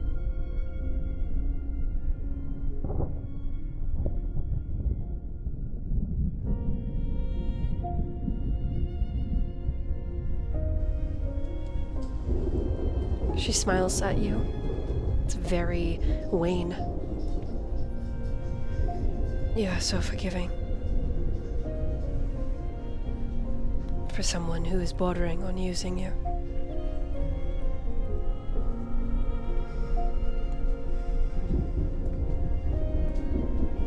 I wouldn't go that far.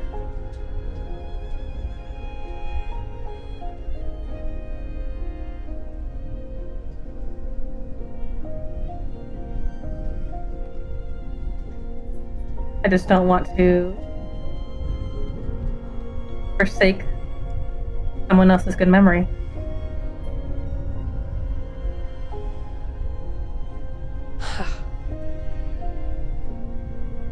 You look quite...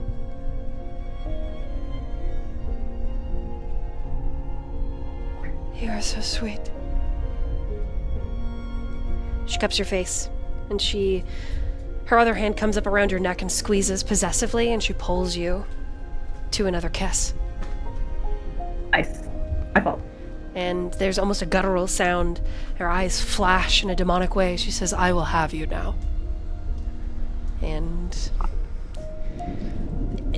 you thought you were already had. Jump scare. Just kidding.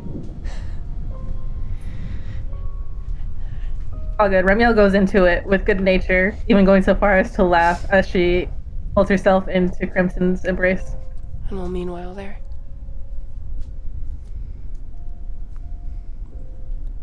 And we are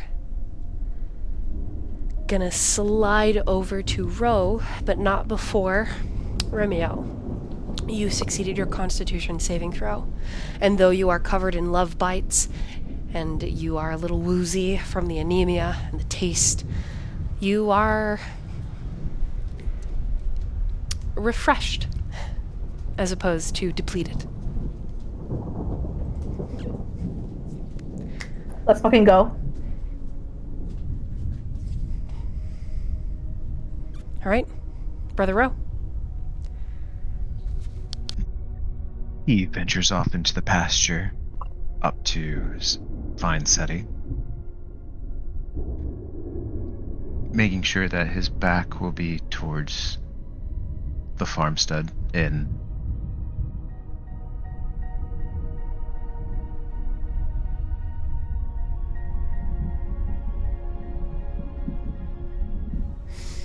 Seti doesn't look up as you approach.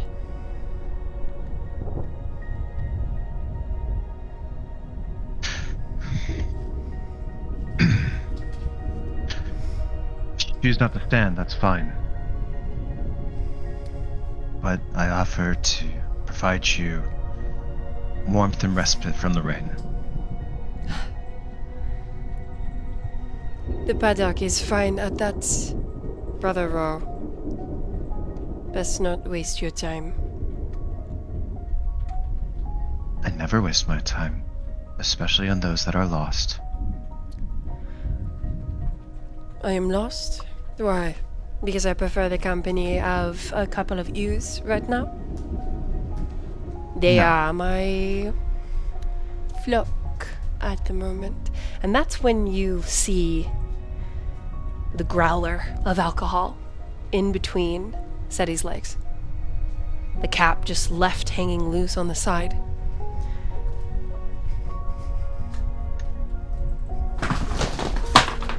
Sorry. I just kicked This something. isn't- Hold on.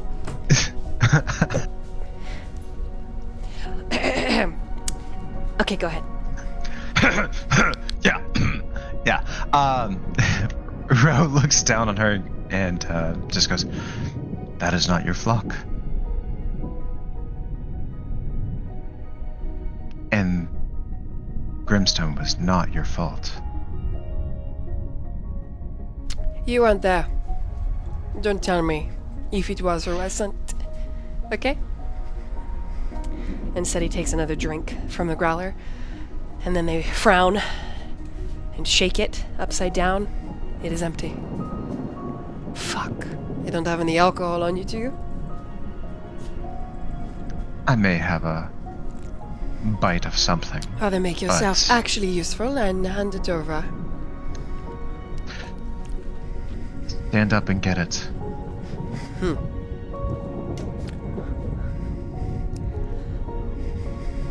Seti stands.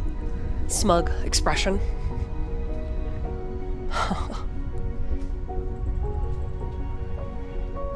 They take a step towards you. And hold their Ro hand holds out, out for his arms. Oh, well, then he immediately grabs her wrist with his hand. And he brings her to him and puts his other arm around her back. Their back.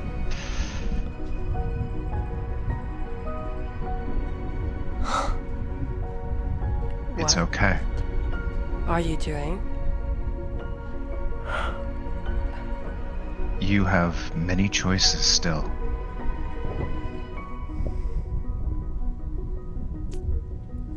Let go of me.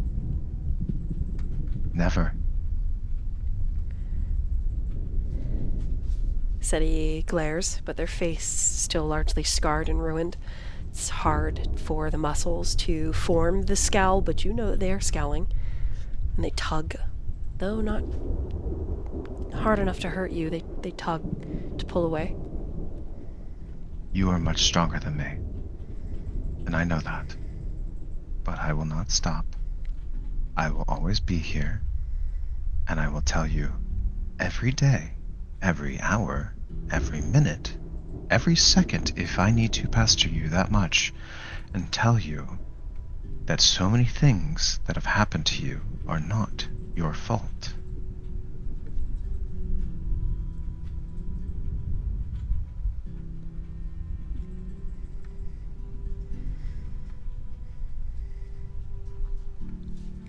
You don't understand. You never could. You're right. But I was there for a moment, and I saw your face. When I stopped your daughter from falling into that pot, or whatever the hell it was. I've been here, and I see you almost wishing for death. And if you want that, if that is truly what you want, I will give you that. I will do that. But I think you're so much more than all of this that you keep putting on yourself. And again, you still have more to give. The confusion and pain, you feel it twisting through Seti's muscles, screwing up their already very deeply scarred face.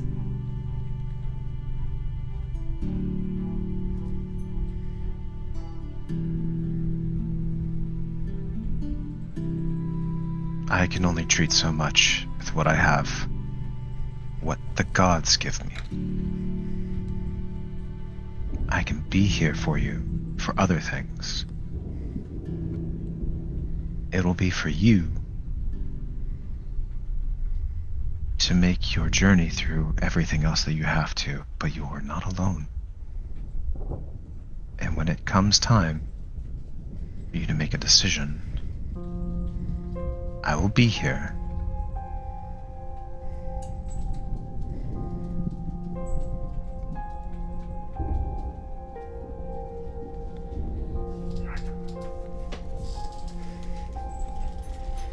It is not about wanting to die. It is about being unable to live with everything that I have failed to do.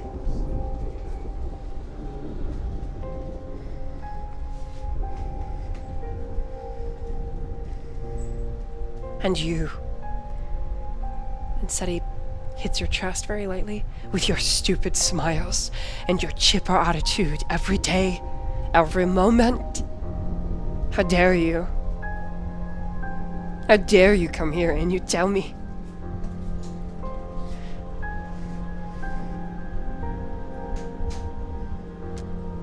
He lets go of her hand with his one hand and then holds it up to their face.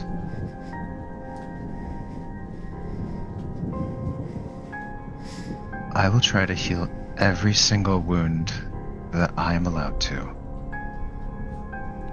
so that you can handle every other thing that is in your way. And I do smile because I am grateful for the opportunity. I am happy to be here for you. I am here for you. They put me here.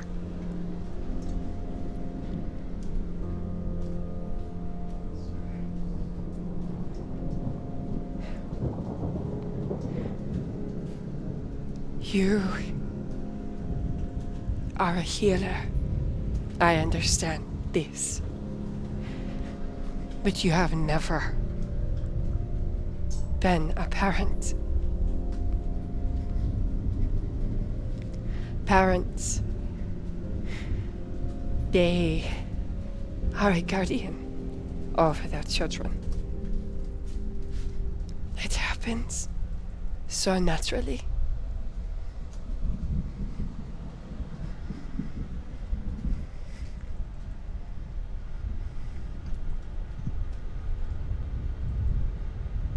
Roe gives out a sigh. Living with a hole in me the size of a little girl. He's in exquisite pain. Because she is afraid. And she is alone. If she is still alive.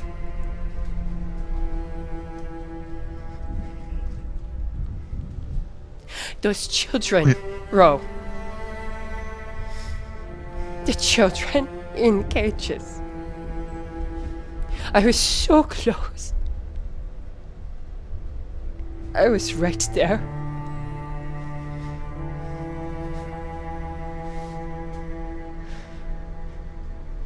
I did not care. I was caught.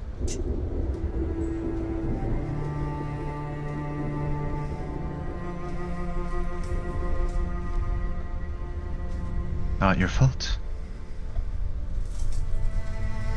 If I had not moved in haste, I would have saved them all. And Seti shoves you away. Every one of them.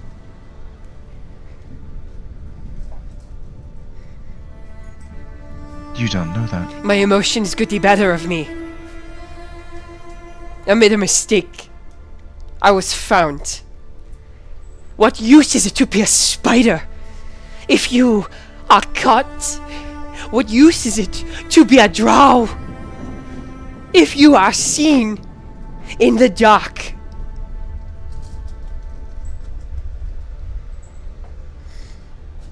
That's all you think of yourself?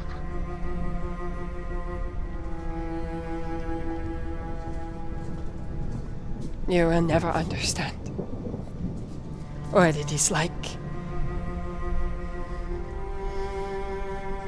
to promise a child that they will be safe, knowing it is a lie. And Seti takes the alcohol out of your pouch and turns away from you.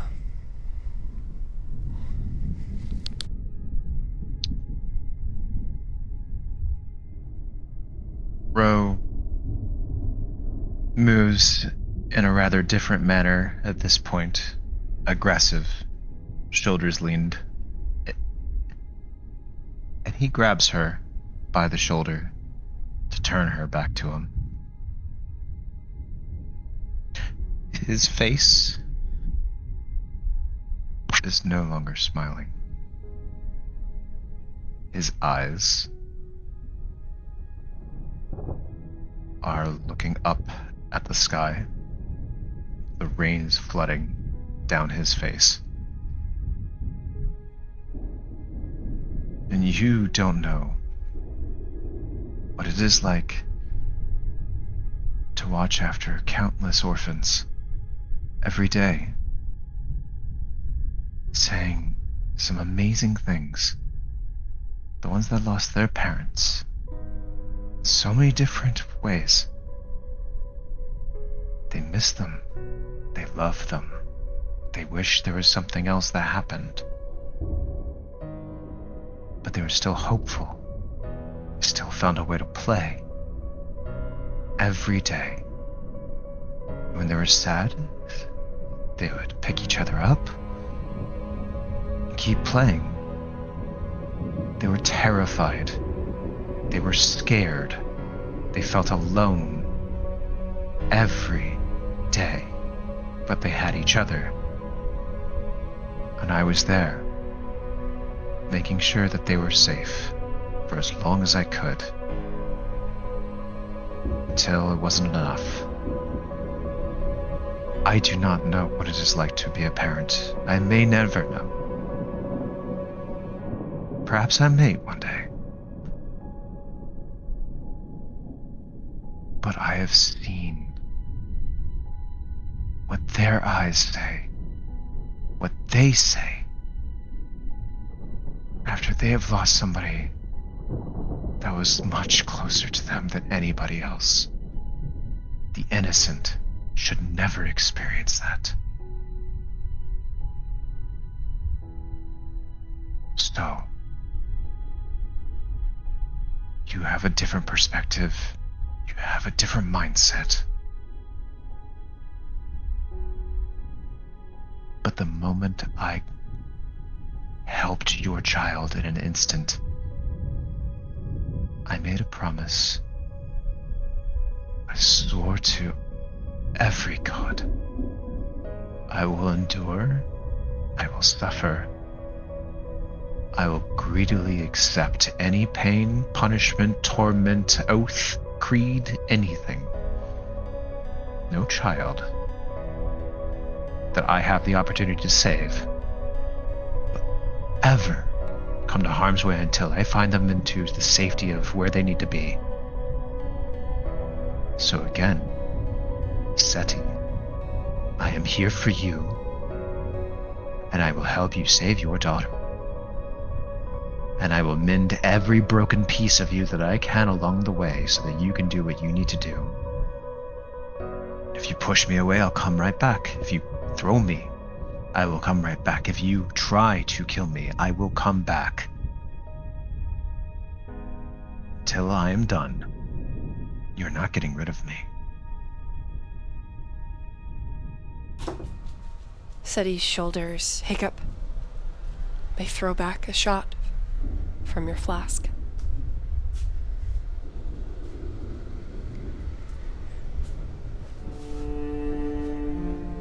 Then promise me this.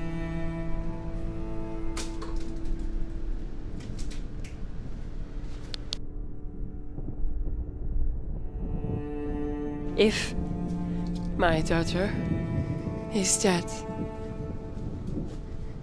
you will not hesitate to put me in the ground right next to her.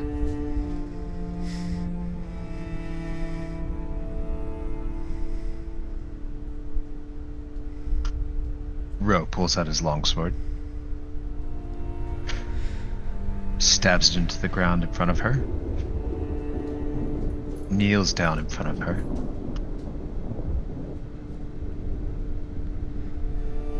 That is what you truly desire. Kneeling there, Roe, you can see how intoxicated Seti is. The sway on their feet, the quiver of their upper lip, the smell coming off of them. It would be for the best.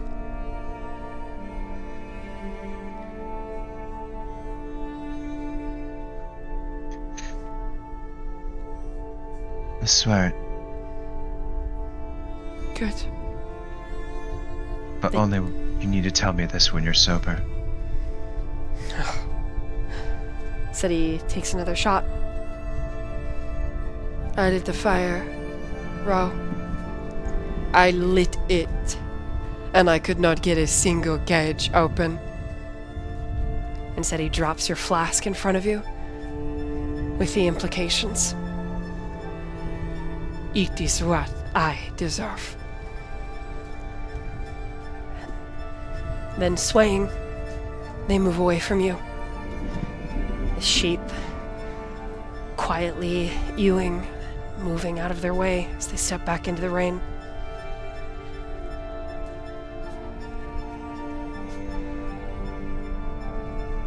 Roe gets up, retrieves his blade from the ground, holds it out into the rain, sweeps the dirt off of it, puts it back in his scabbard. He just looks back at Seti and says, "As you wish." And then he wipes his face, turns around, and he has a smile.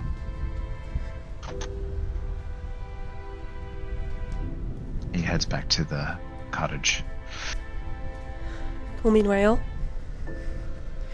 over to Ani.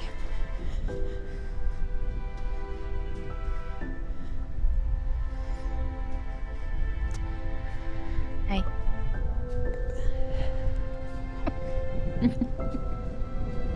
You're on the porch. Roe has just stepped away to go talk to Seti. You've seen Rashar. You're holding Lynd'ir's hand.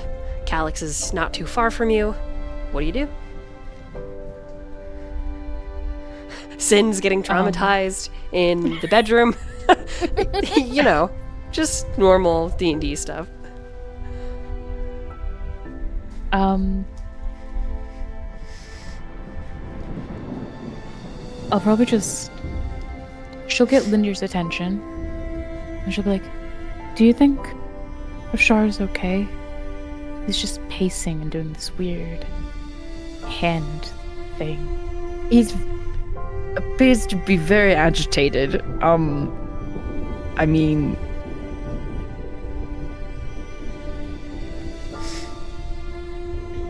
If you would like to go check on him, I would not be against it. I was thinking about it myself, but he seems to quite like you. So you might have a better chance at it than myself. I will do my best. And she will walk over to Rashar.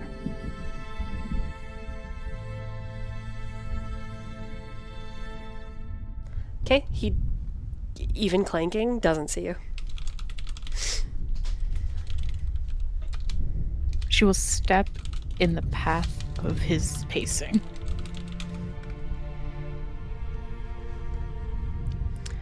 He does stop short before he can run into you or hurt you. Are you okay? He looks down at his body as if checking for wounds. Yes. Why are you pacing? I find it helps me think. Oh, what are you thinking about?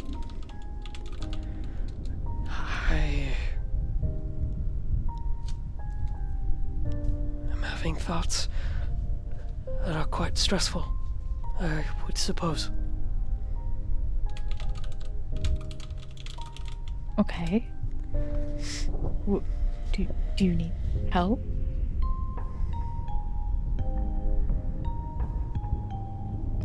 He stares at you for a long minute and then looks over your head. What's Lynd'ir doing?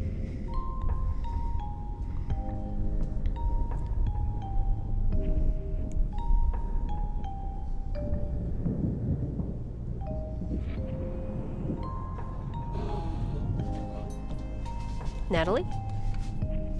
Oh, sorry, I forgot I muted because I was sobbing earlier. Oh, My bad. no! No, it's fine. It happens. It happens. It's fine. Was it the Cram Remy situation? Yeah. I definitely wasn't sobbing over that, but that's okay. I think Lynd'ir, yeah, he's still standing on the porch. He's just got a very casual stance. He is watching, but his demeanor is very hold on, what is the word I'm looking for? Oh my gosh. I don't know. It's positive. It's like approving. It's not bad. He's not like glaring. He's like, yeah, but he is observing.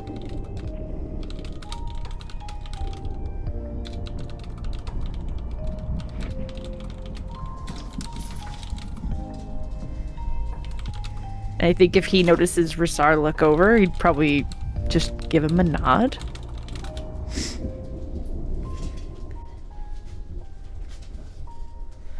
When he looks back down... Oh. Yes? Dishes. Mommy is working.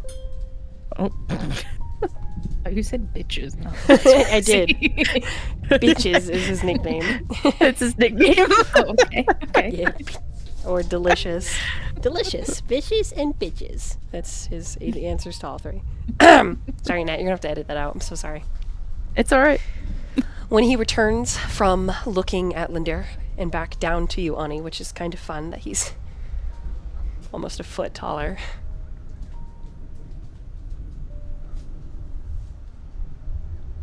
Maybe. But I am asking myself that question.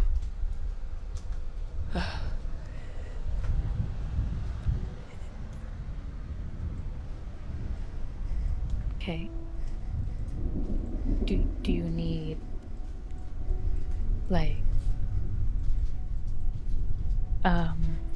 emotional support? Healing? A hug? Do you want to talk to Lynd'ir? He's really good Is at Ani talking. short for anything? No. He gets Just Ani. a secret little smile. Oh. I like your name very much. Thank you. My father chose it. I can tell he was a good man. I'm very sorry for all.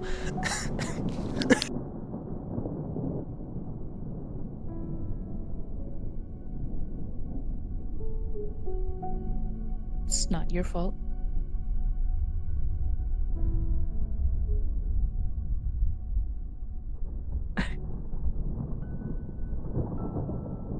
Sorry, Dan, we're just taking a dramatic pause.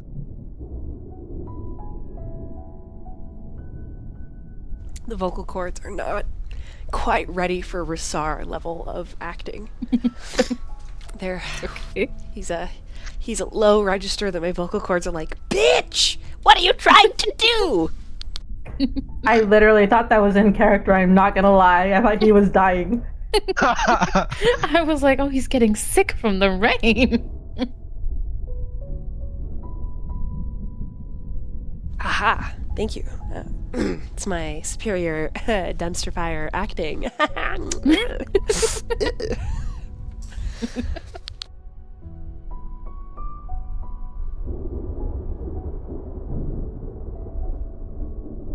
Do you hear the Keurig? I'm very sorry. I have to get some tea. What kind of tea is it? Lemon ginger. Yum. I like Earl Grey. I love Earl Grey. Mm-hmm. But lemon ginger, that shit helps mommy's vocal cords so mommy can tell stories. Thank God it helps mommy's vocal cords. It does what Crimson's doing to Remy Yeah. to my vocal cords. Yeah. Oh, so good. Just kidding. That's Milks, crazy. Yep. Whoa, Milky Milky Beam! Oh my god, I just realized. Oh my god! No! Oh my god! Dolly, I'm sorry. Oh no, my imagination is so vivid. No, Cyric, no! Sorry, I was flirting in Calix DMs. What did I miss? Yeah. Maybe Let don't me look at our try to Instagram see. chat then. Whoa, whoa, whoa, whoa. Don't look at our Instagram chat. Why? Did you send me something? Oh my god! Well, this whole combo will also be edited. No I'm worries. so sorry.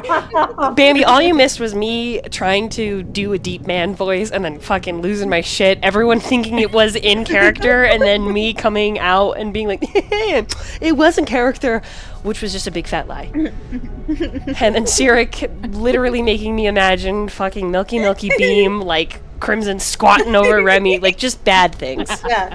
Duh. I Bad. got visions. I got plans. I don't Can I want milk Roe? I don't want your visions! Sorry. What the hell? Milking Roe? Yeah, look at him. His tits are out. Whoa! That is not. Remiel did ask for milk and honey, and Wait, you know what? what I am I think that missing here? Kirkwood can provide. That is not how you milk a man. Whoa! Whoa! Okay. Okay. I'm gonna fucking drink this tea, and we're gonna get back into character. Okay. Just gonna Cyric, send me links. I need to write something. I'm gonna write a fic that's just milking Roe. Oh my god. Oh my god. Guys, it's okay. Okay. Is that prom dolly? Hey! Enough! Back into character. Okay. If we were not on Twitch right now, I would have some words. Yeah. Of encouragement or Contribution. Okay, put your contribution down, everybody. Keep your hands, limbs, tongues, feet, everything Others. inside. Yes, those two. Inside the cart. The cart is about to begin on the tracks. Thank you. Got it. Locked in. Fuck.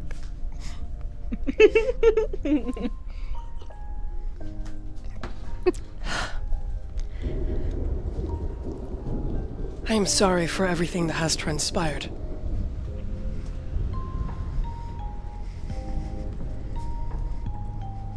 I wish I could keep that pain from you.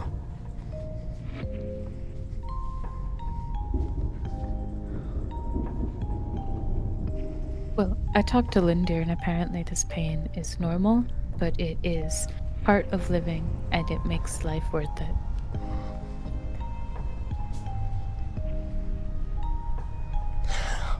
He gets a soft smile. It does. But it is...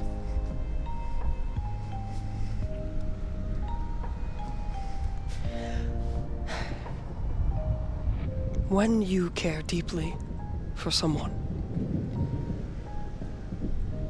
there is a commitment made. Family, friends, lovers. And it is a work to love someone.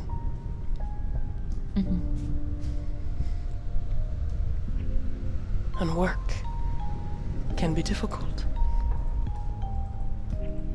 There is a reason the phrase labor of love exists. Grieving, loss, very laborious feelings that bear intensities that some bow under the weight of.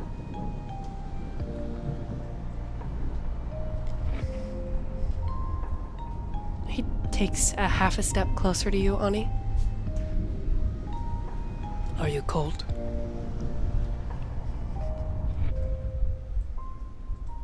The rain is freezing.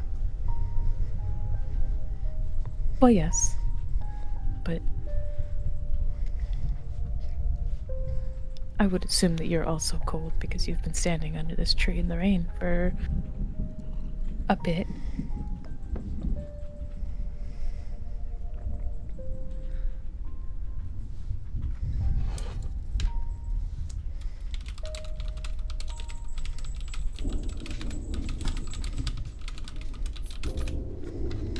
He removes his half cloak.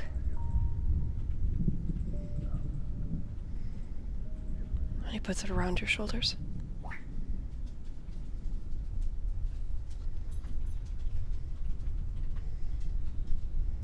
Oh. Thank you.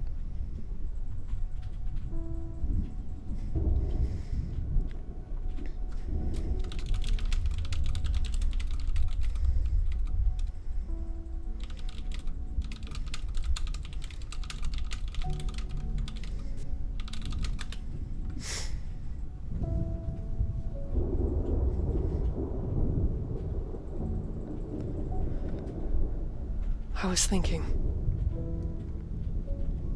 do you ever wonder if the universe gets involved in small and impossible ways?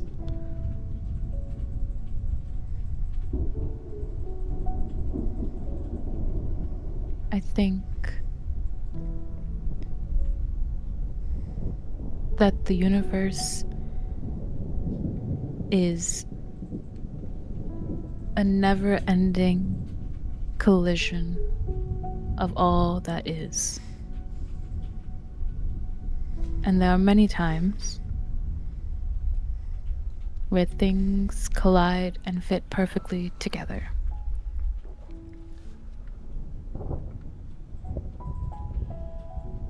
Like how many chances had to align? He takes another step closer. Like you said, falling into rhythm.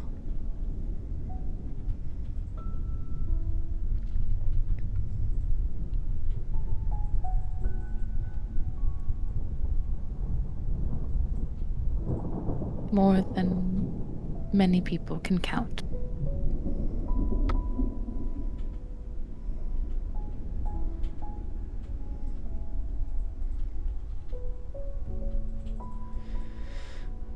When I look at you, Ani, it has never felt like a first meeting. It has felt like remembering. Yet I have not known to utter your name.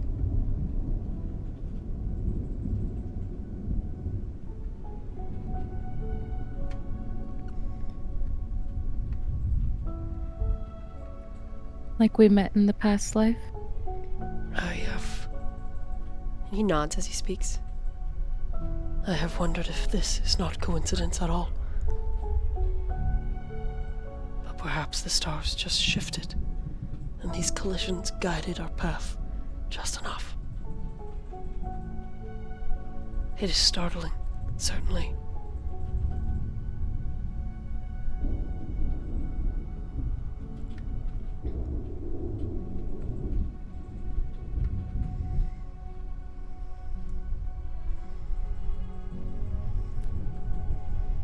I have never experienced this remembering before.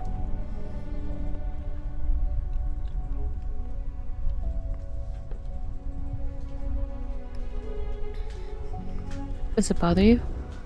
No. On the contrary.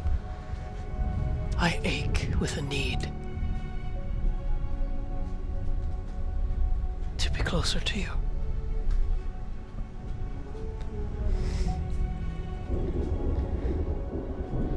Then he looks over your shoulder and he frowns slightly and then takes a small half step back.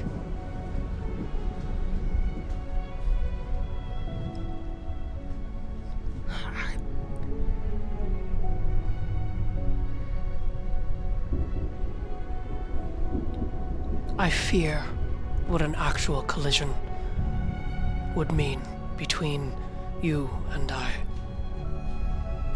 You see, I'm very old, Ani. Very, very old. And my experience is...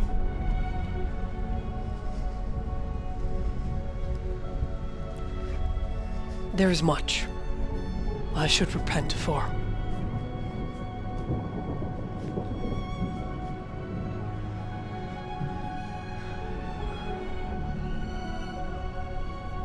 To me, you are a pureness that heaven wishes it could attain,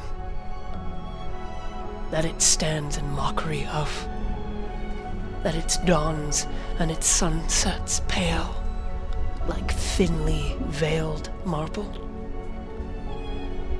to your resplendence.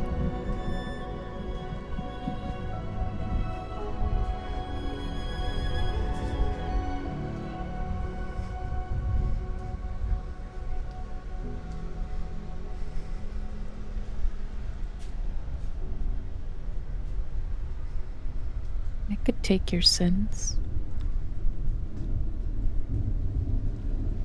I would not want you to, for they are great and heavy. But I would very much,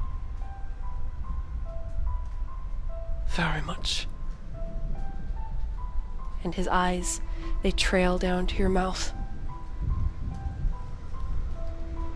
like to take you and your lover and show you the depths of my remembering.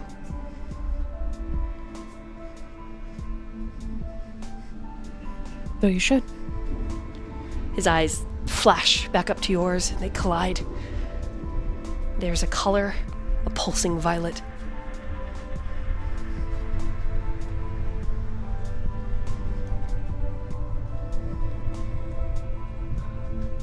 And if this feeling becomes obsession, if there is not a world for me without you,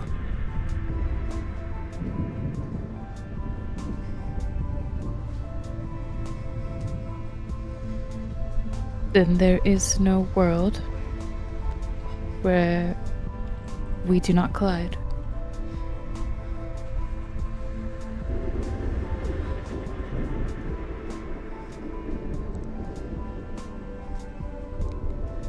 I fear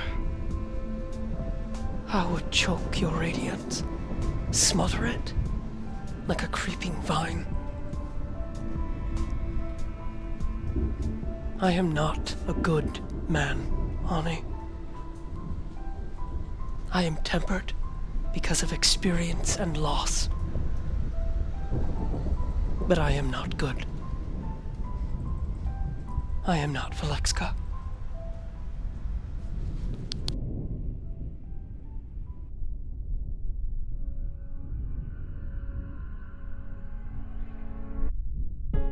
I don't think that you could harm my radiance no matter how hard you try. I think you would only feed it.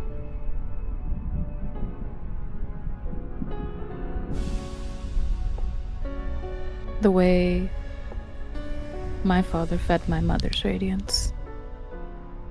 Because he was not always good. Some called him a demon. And was he? Was he a demon, Ani? And there's a huskiness to his voice. And he takes another step very close, and you can smell him. And it is something spicy, laced with cinnamon and heat.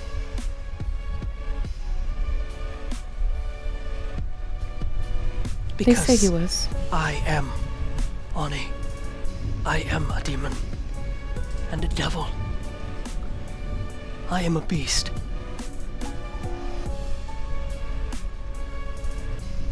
I have committed crimes you would be ashamed to know.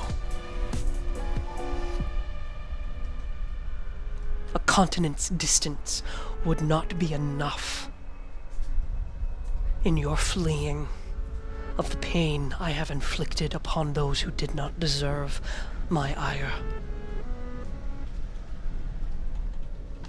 And though time has passed since I have committed these crimes, it does not absolve me of them. But if my dark could make your shine greater than the sun and the universe itself and the gods, then I would happily be your pedestal. I would lift you. And he reaches up, his fingers twitching by your cheek, your neck, and you can tell that he wants to touch you, but he doesn't. And his palms trace down your arms and back up. And there is a very hungry, sinister expression on his face.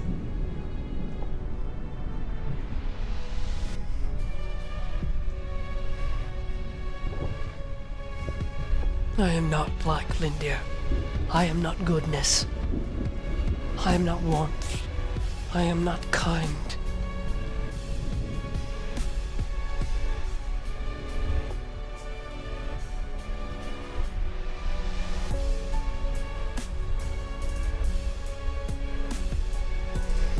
But you can repent for your sins. And you can do so with me. But what is done is done. And when you know,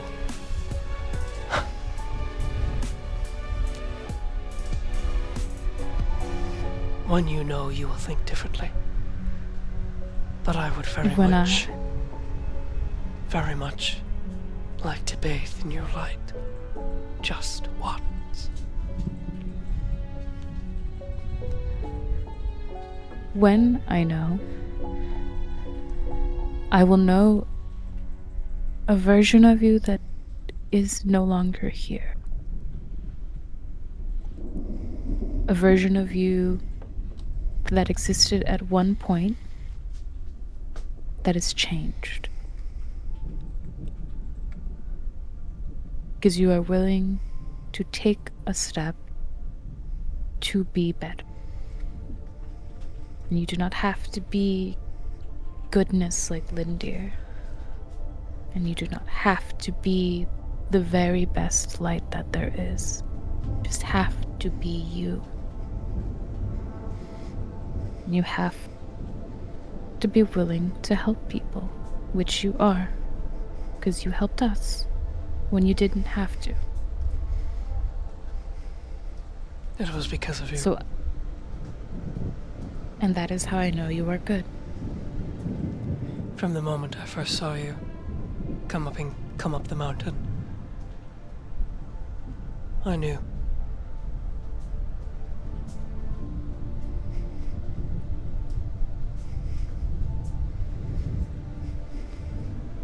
And that is enough for me to know that you are a good person, whether you believe it or not, whether you think the sins of your past will overshadow. I disagree.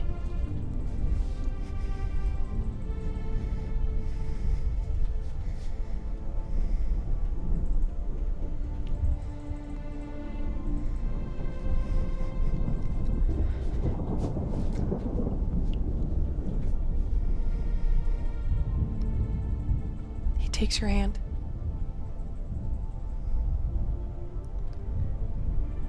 And he brings your palm to his mouth, and he kisses it.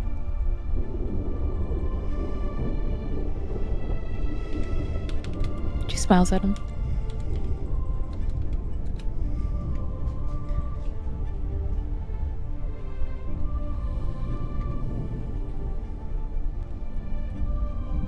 You are so beautiful. It almost hurts to look at you.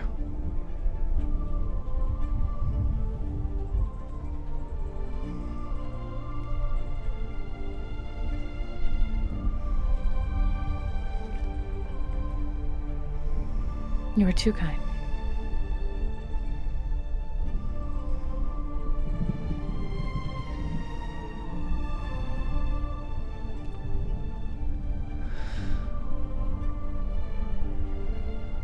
I only speak the truth.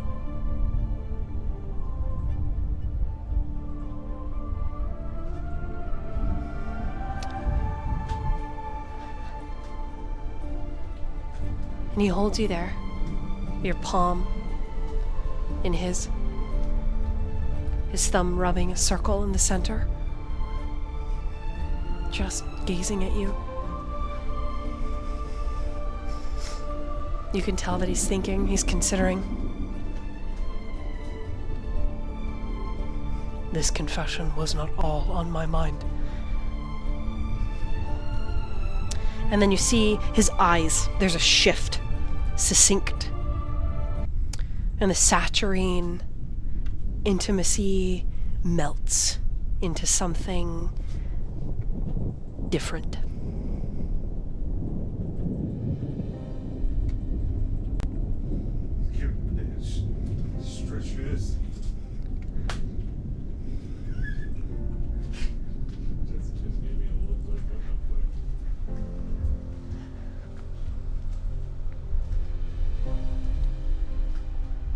What else was on your mind? He pauses for several more seconds, just staring at you. You can tell there's a war behind that violet gaze. And the moment that he decides to be truthful, maybe Ani falls for him a little more. Maybe she gains respect.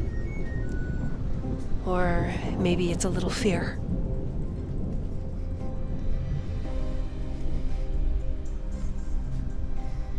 Either way, he says, I led armies for Dazan the Relentless. I know who Finwë is. I was there when he died.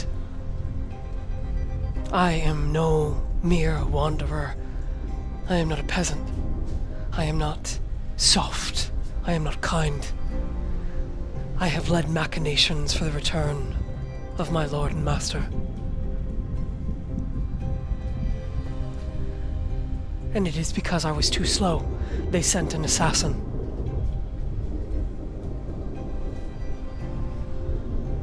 Because the moment I met your party, I knew who Sin was. But there was you, and I hesitated.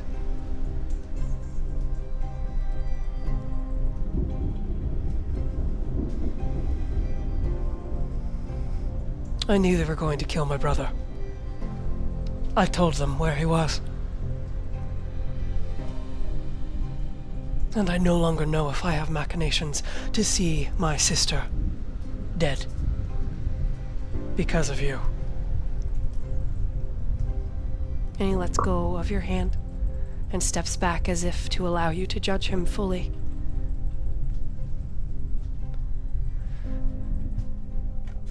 I am not your friend. I am your enemy. And I am desperate for you.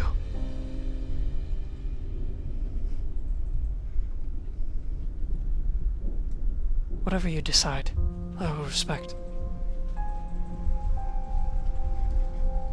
Even if you would have me leave.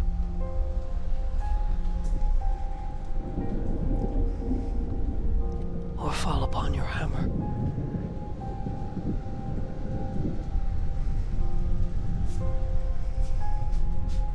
Do you plan on continuing to be our enemy? I do not know.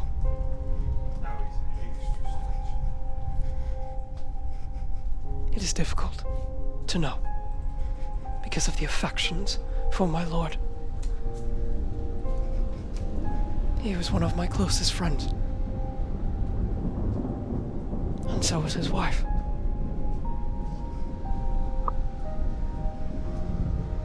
And when they killed her, and he wanted to set the world ablaze, I agreed. It was humans.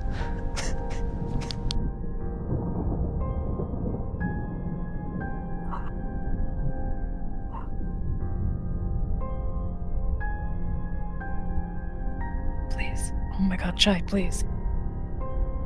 You were so happy, but please.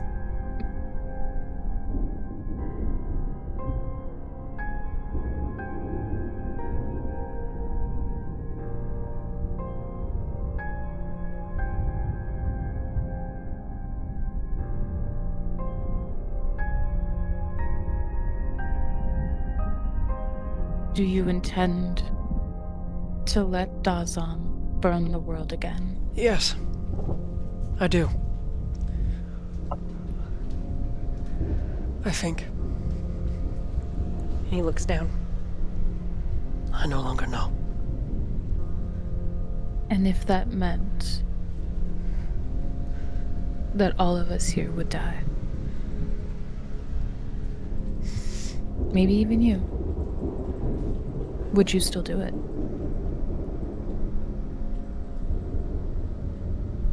I would let nothing on this earth bring you harm. I would fight God before I allowed death to take you.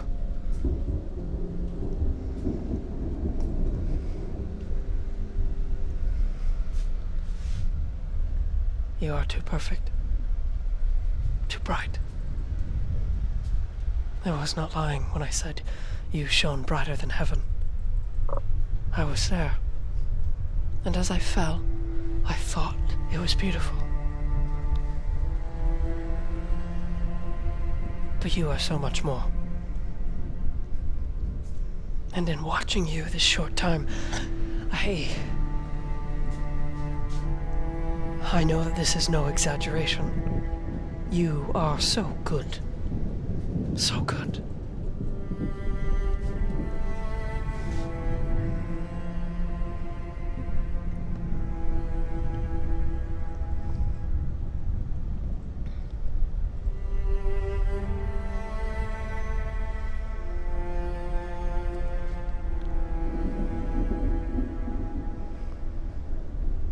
And what if we helped you bring Dazan back with some limitations?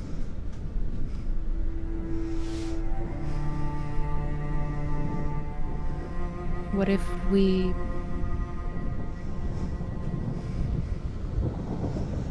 if I asked you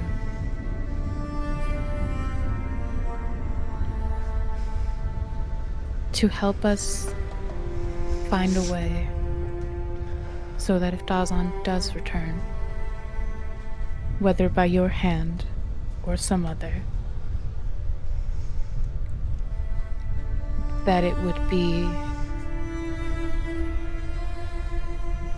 benevolent, that nothing would change,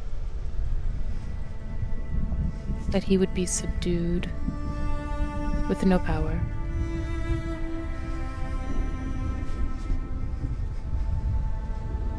I do not know.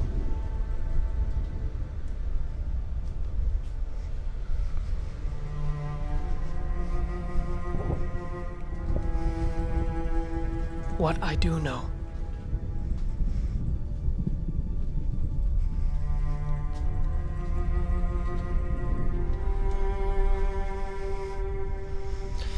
and he looks at Calix this time. And then back to you.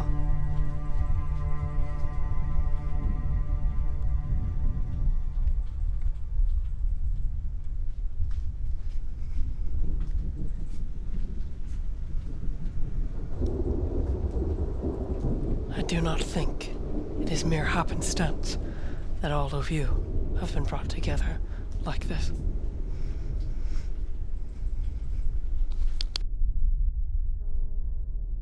You might be right.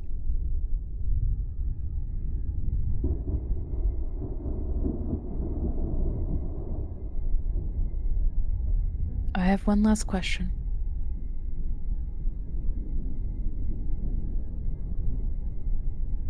If I asked you to help me bathe this world in a holy, deeming light against Dazan, would you?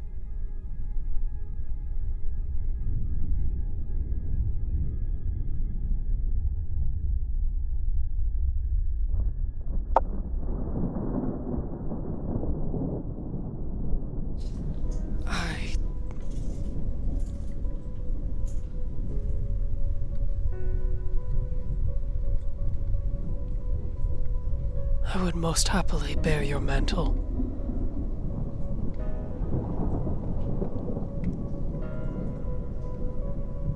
But I do not know if I could bring it against Dazan.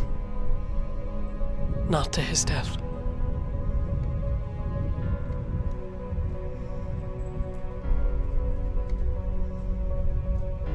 We wouldn't kill him. We would help him find redemption.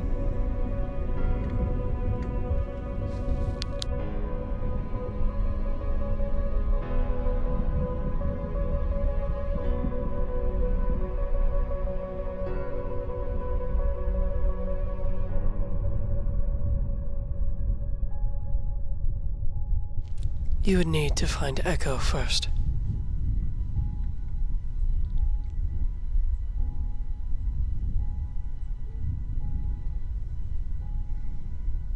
Then we'll find her. Any tips?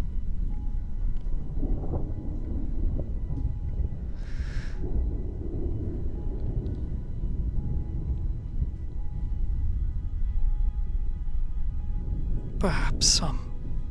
But I need Calix. Okay. They said, oh yeah, you can't set up without help. I was like, yeah, but you can fucking resurrect something. And she'll grab his hand. And she'll look at him. And she'll just say, "We should get out of the rain." And she'll take him back to where Lynd'ir and Calix are standing. And on the way, she'll say, and maybe we discuss this with everybody when you're ready? You are free to tell them when you wish. Okay.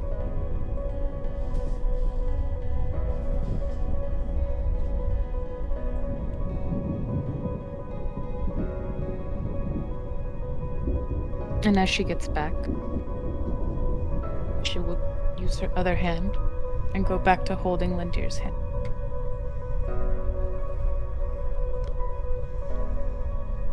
He'll happily hold hers again.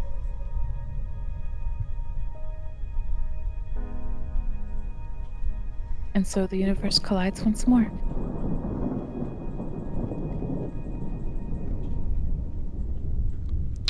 Rissar gets a small smile, and that's about the point that Roe comes casually walking back towards the...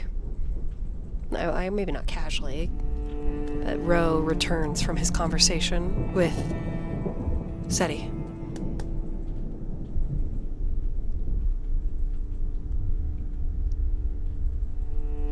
It's a beautiful storm. Indeed.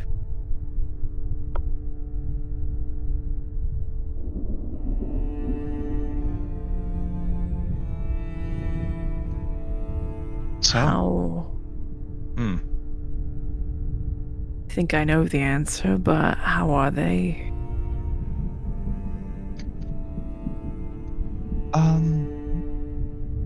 I'm gonna give them a little bit more time. And then I'm gonna remove the poison that's in them and sober them up. Lynd'ir nods. All right.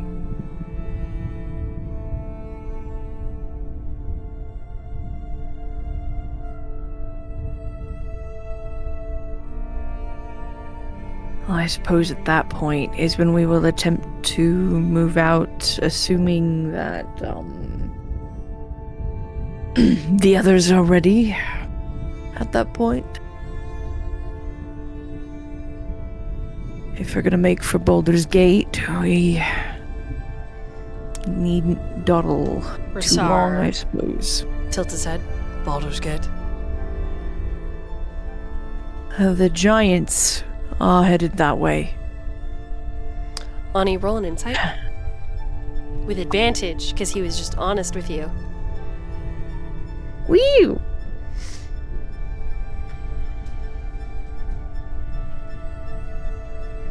I'm rolling in the dark, I'm so sorry. 17.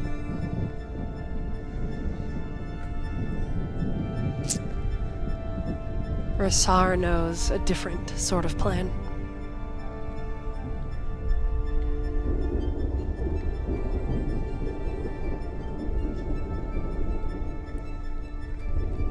What do you know?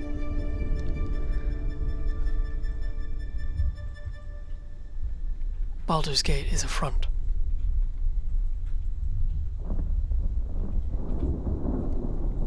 Lynd'ir would raise an eyebrow. It's a city. So where should we go?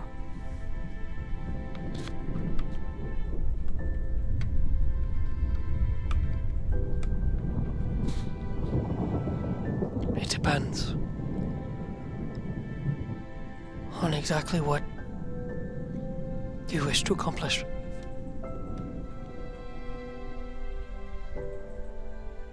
Well, to be honest, we chose Baldur's Gate because we figured we could give them the warning, because at the moment we don't really have any other leads. So if you know something that could be more useful, yeah, we're all ears.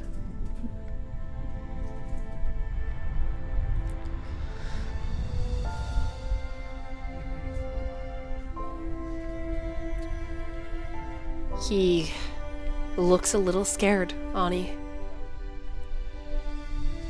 This He is squeezes his a big hand. choice.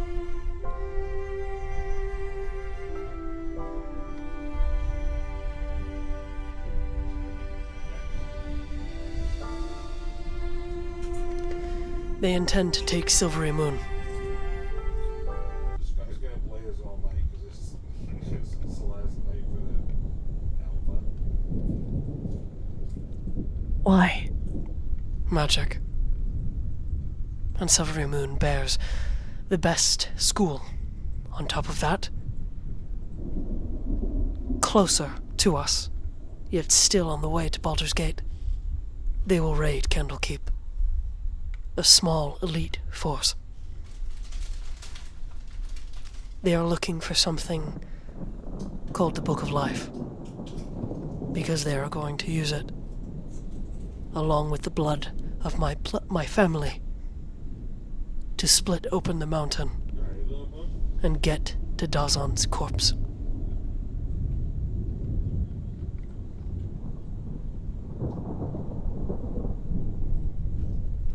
Of course. They will seize Baldur's Gate, and Baldur's Gate will call to all of its allies.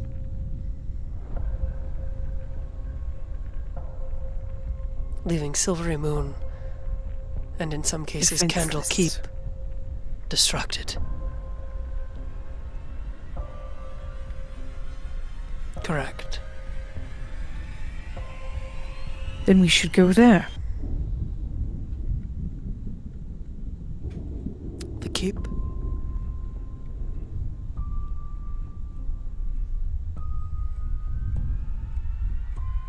Or the school?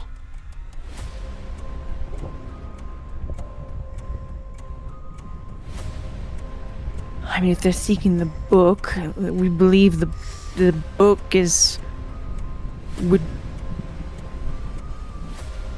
would be at Candlekeep.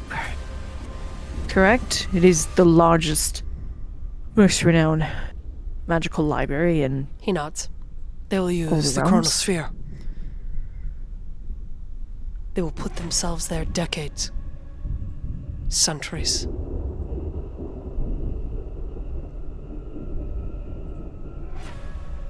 It will be easy for them to slip in, to take.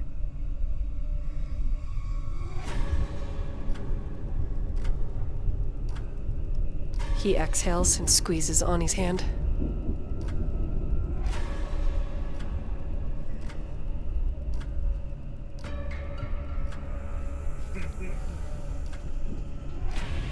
He squeezes back.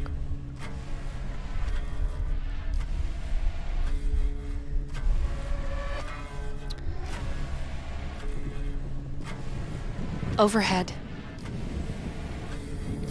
the lightning grows in intensity. I need Remiel and the rest of the party to make perception checks.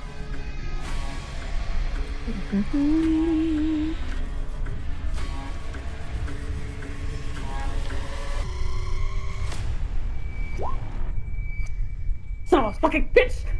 Using an inspiration. Yeah, I'm gonna use an inspo as well. I feel like I want to hear what is ever happening. 19 Mother- for Ani. Using one more.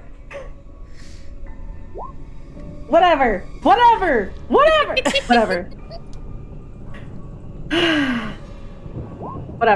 It's fine. I'm gonna do dirt that 20. anyway.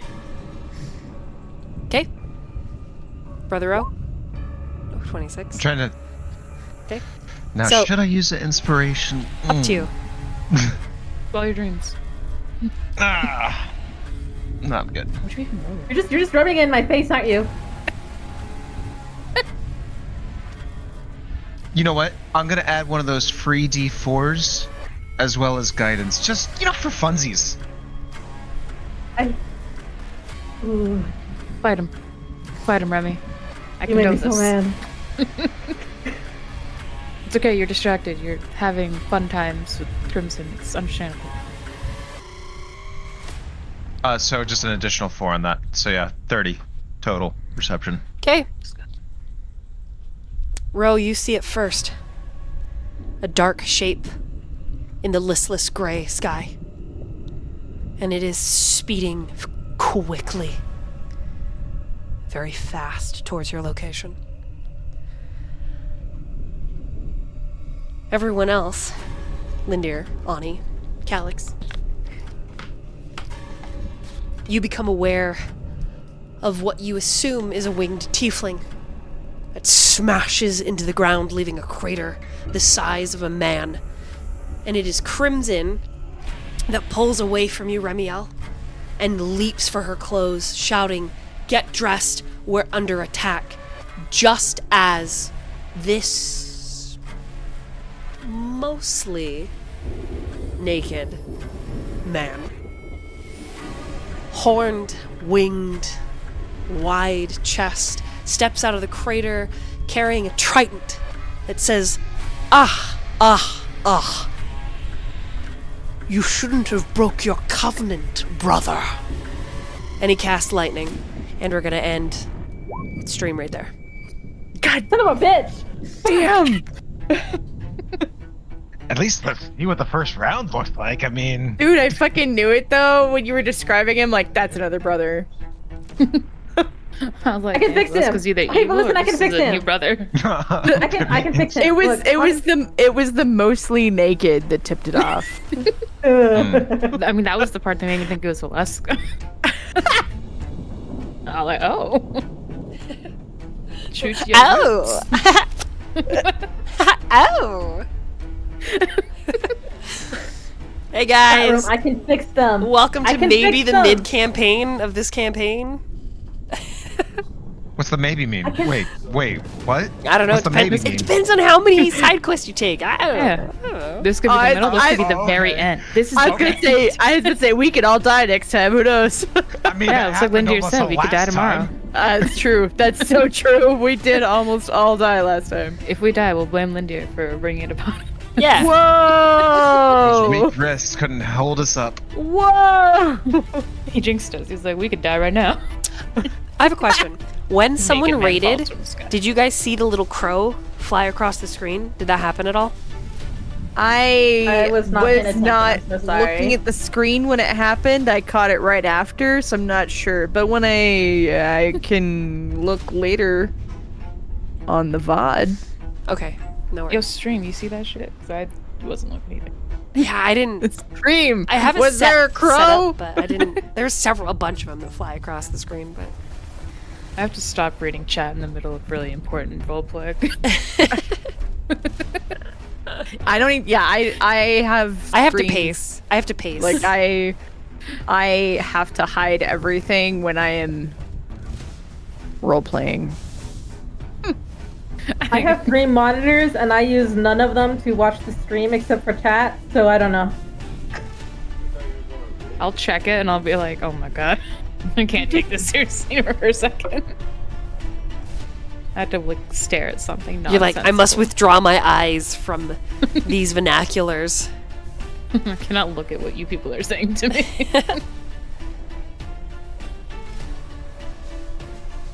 Oh. Is it one of the Man. evil brothers? I mean, we've met the 3 that were considered the good ones, quote unquote. I don't know. Rashard just called himself evil. Maybe we have him at the third. I mean, that's so true. He's so right. And I kind of I have been suspecting things since we heard the my lord thing. But getting that confirmation as Lynd'ir's player, I'm like, oh goddamn, you were there. Ooh, that's rough. But it's good. I mean, it's awesome. It's gonna very be great cool. telling It's all of very, you guys later. very great storytelling. But oh, I have to write all this. I didn't write I'm not sure anything what to down do with today. all this information. I don't know. What do I do? I'm sorry, what's Right. been going on? I've just been playing the memory game this entire time. you just keep playing Remiel the way you have been. You're doing great.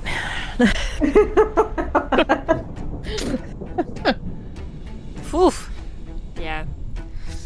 Remiel's here for a good time, not a long time, okay? No, but I do love how Remiel and Lynd'ir actually look at the world very similarly, which I love that. It's like they both are like, I love people. What do you mean?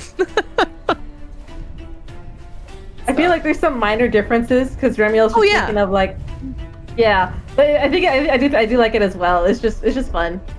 Yeah. Especially in the ways they express it. Because once again, Remiel is a fighty girl, and Lynd'ir has little bird bones. Never goes away. He is a fighter. He's just dex based. Like he has levels in fire, guys. I think you forget this. He's got baby bird bones.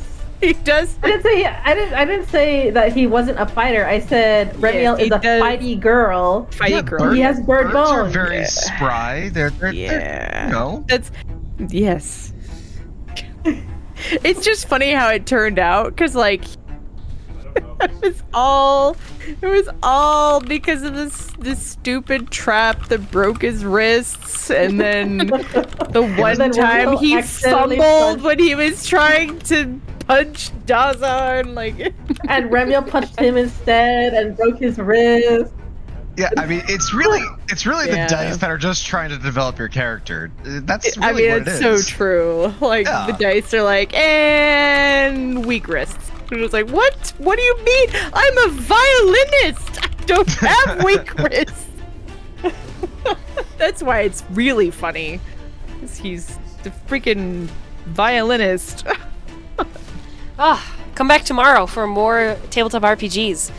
In the Discord, I have Burning Empire, which is Dungeons and Dragons, and then in the evening, I have Salem by Night, which is a nuclear fallout right now. But hey, It's Vampire the Masquerade, in case you needed to know what system this nuclear fallout is in. Vampire the Masquerade. So there's vampires, there's sadness, there's trying to hold on to your humanity, but being a little bit unable to, but trying and sometimes succeeding. And there's just a lot.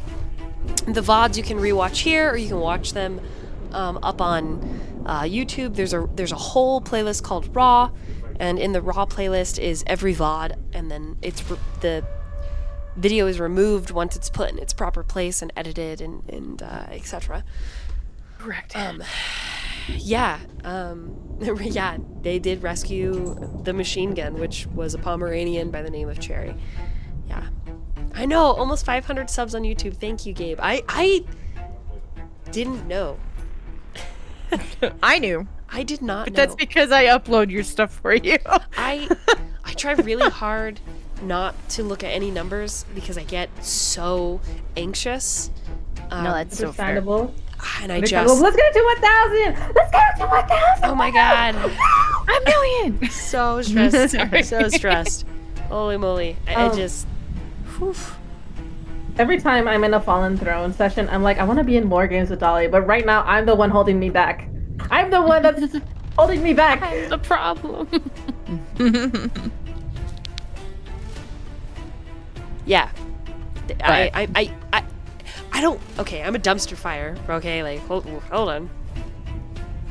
That's okay. Dumpster fires. It's true. They keep us warm. Yeah, As okay. raccoons. I'm very, very grateful that you want to be in more games, and I'm super lucky to be able to DM for so many great people. I'm a little flustered, so I don't know what to say. You're so Here's what you cute. should say. We have another game tomorrow, which we already mentioned. But we have a donathon on the 22nd that we all should be here for. Mm-hmm. Because it's going to be great.